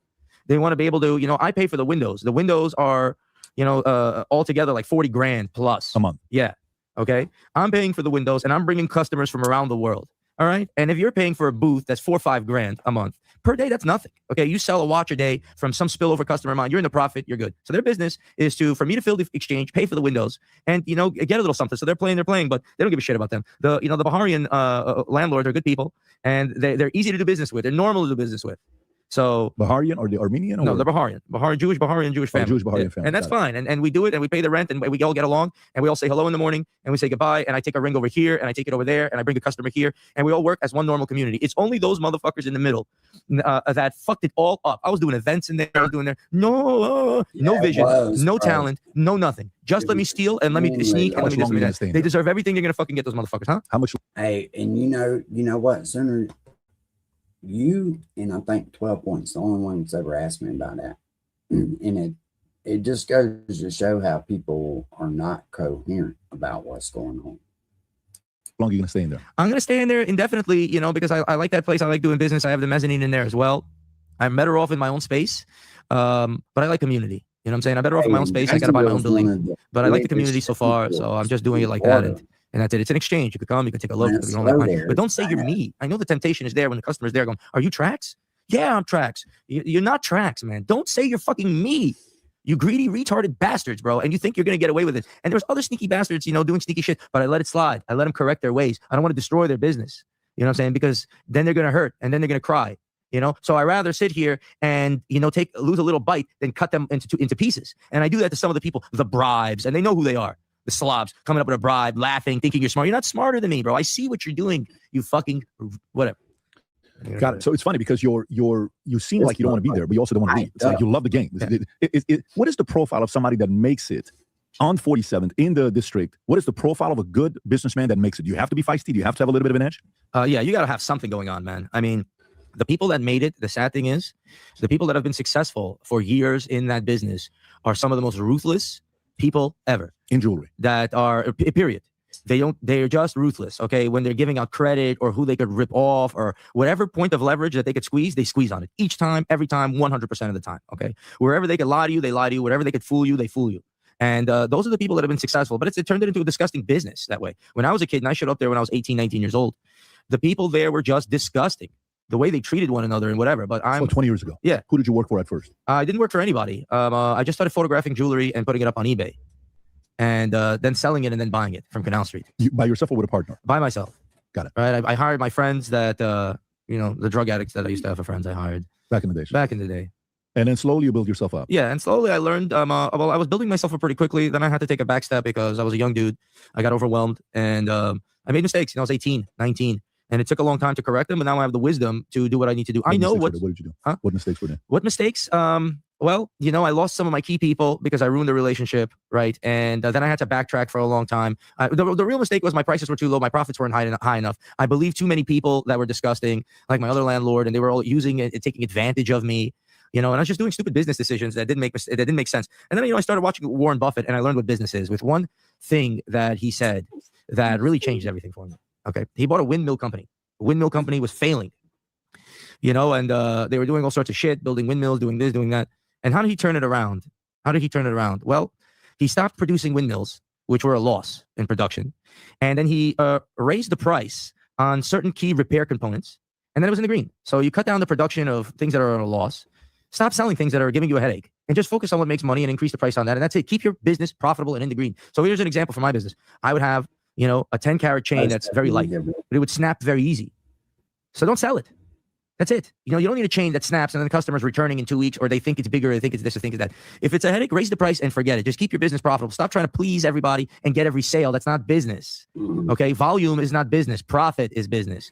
Keep your profits high on things you could sell. Keep your expenses low, profits high. And then when you know to make a move forward, you make a move forward. I was making moves forward out of a self-esteem. I'm an immigrant from Azerbaijan. I landed in America in 1993 with my parents. They didn't know anything about business.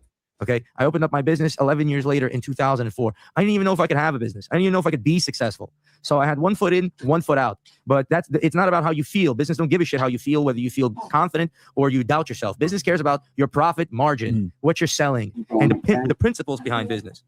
And that is something I had to wake up and learn, that all these stupid feelings from Azerbaijan and the Soviet Union don't mean anything. What means something is the product, the customer, profit margin, and things like that. Yeah, it's funny because, like I was telling you pre-going live, the moment we announced you're going to be on, I started getting messages. FYI, some people that are watching this, Trax is on Minect as well. If you want to go find him, the only thing is on Minect, you can't find him under Trax. You got to look up Maksud, Maksud, Agajani, Agadjani, and you can ask him any question. Prior to buying anything, I would probably be asking questions saying, what do you think about this?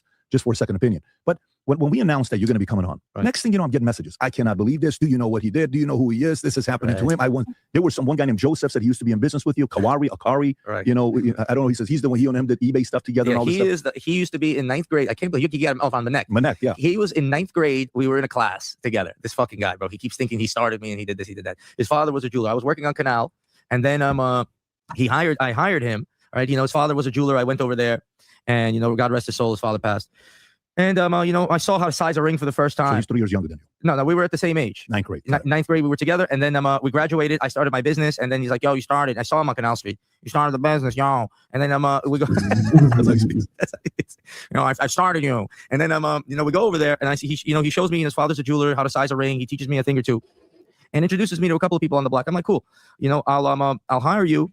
And this is my business. I'm starting it, but I'll work with you. And if you do well, I'll cut you a piece or I'll get you this and get you that. And all of a sudden in his head, he's a partner, he's an owner, he's this for the rest of his fucking life. It's an ego trip, man. These people are crazy. Okay. And you're getting these haters popping out and saying, do you know this? Do you know that? They don't want me to be successful being an honest person because they went the path of the scumbag and they want to stick to that path because they believe that's the way the world really works. And when they see an honest person being successful, it puts their whole philosophy in doubt. So they want me to fail. Because I'm actually doing actual business. I'm changing the way the business is. And they want to see me fall because of that. You know what I'm saying? And that bothers me. But it's okay because I'm ready for it. Just like I was ready for it with those fucking stupid ass Akai brothers. There's a lot of people circling around, like hyenas, trying to take a bite here, a bite there. But once you get one and you get to grizzle them and then they limp away half dead, then the rest of them know. In the space you're in, by the way, you said your background, Azerbaijan, Baku. Is it true it's half Jewish, half Muslim? Yes. Well, my mother's Jewish. I was raised Jewish. My dad never told me anything about the religion. But then I found the Quran in the house, when I was 15. And I'm like, oh, I guess so. Are you Muslim, Dad? And he said, yeah. You found out the first time he was Muslim at 15? Yes. Your parents are still together? They're not together anymore, but they separated when I was 25. So they were together for 25 some years, maybe even a little longer. Yeah. Jewish and Muslim? Yeah. How did that happen? Well, the Soviet Union, it wasn't very a religious state, so religion didn't play a factor back then. You were just all communist, I guess. So communism was above religion? Yeah, absolutely. Interesting. So I mean, genetic-wise, that's like perfect to get into jewelry, no? I suppose so. I mean, I'm happy with it, because it gives me an open-minded perspective on faith, whether it's Christianity or anything, and that's it. You know, I mean, my sister, I shouldn't say this, but I'm gonna say it anyway because it bothered me. My sister's like, don't say you're half Muslim because, you know, because she's Orthodox Jewish. And the people in her area, you know, Muslim is like a terrorist. I'm like, I don't give a shit what they think. You know what I'm saying? Like, you know, some of these Orthodox people, they're like, Muslim are scared. You know what I'm saying? Or I'm like, that's disgusting. That's disgusting behavior. You know what I'm saying? Judging a person because you're scared of what they look like or what their name is. All these fucking labels. Listen, man, these are all lines on a map. And I get a lot of that. Oh, I'm Armenian, or I'm Georgian, or I'm this, or I'm that, or I'm here. Or someone messaged me in a DM. Then, you know, don't be blaming us for genocide and da-da-da-da-da. I'm like, shut the fuck up. Okay. All right. These are all lines on the map. Your great grandfather could have been from, you know, another place, and you don't know it. You don't know where these people from and who they, you know, got together with, hooked up with 300 years. These motherfuckers crazy. All right, enough of that shit. All right, y'all. I'm fixing to get the fuck off of here anyway. I appreciate y'all chilling with me. But I'm fixing to go like that again. My back's fucking killing me. Well, all right, y'all. Peace.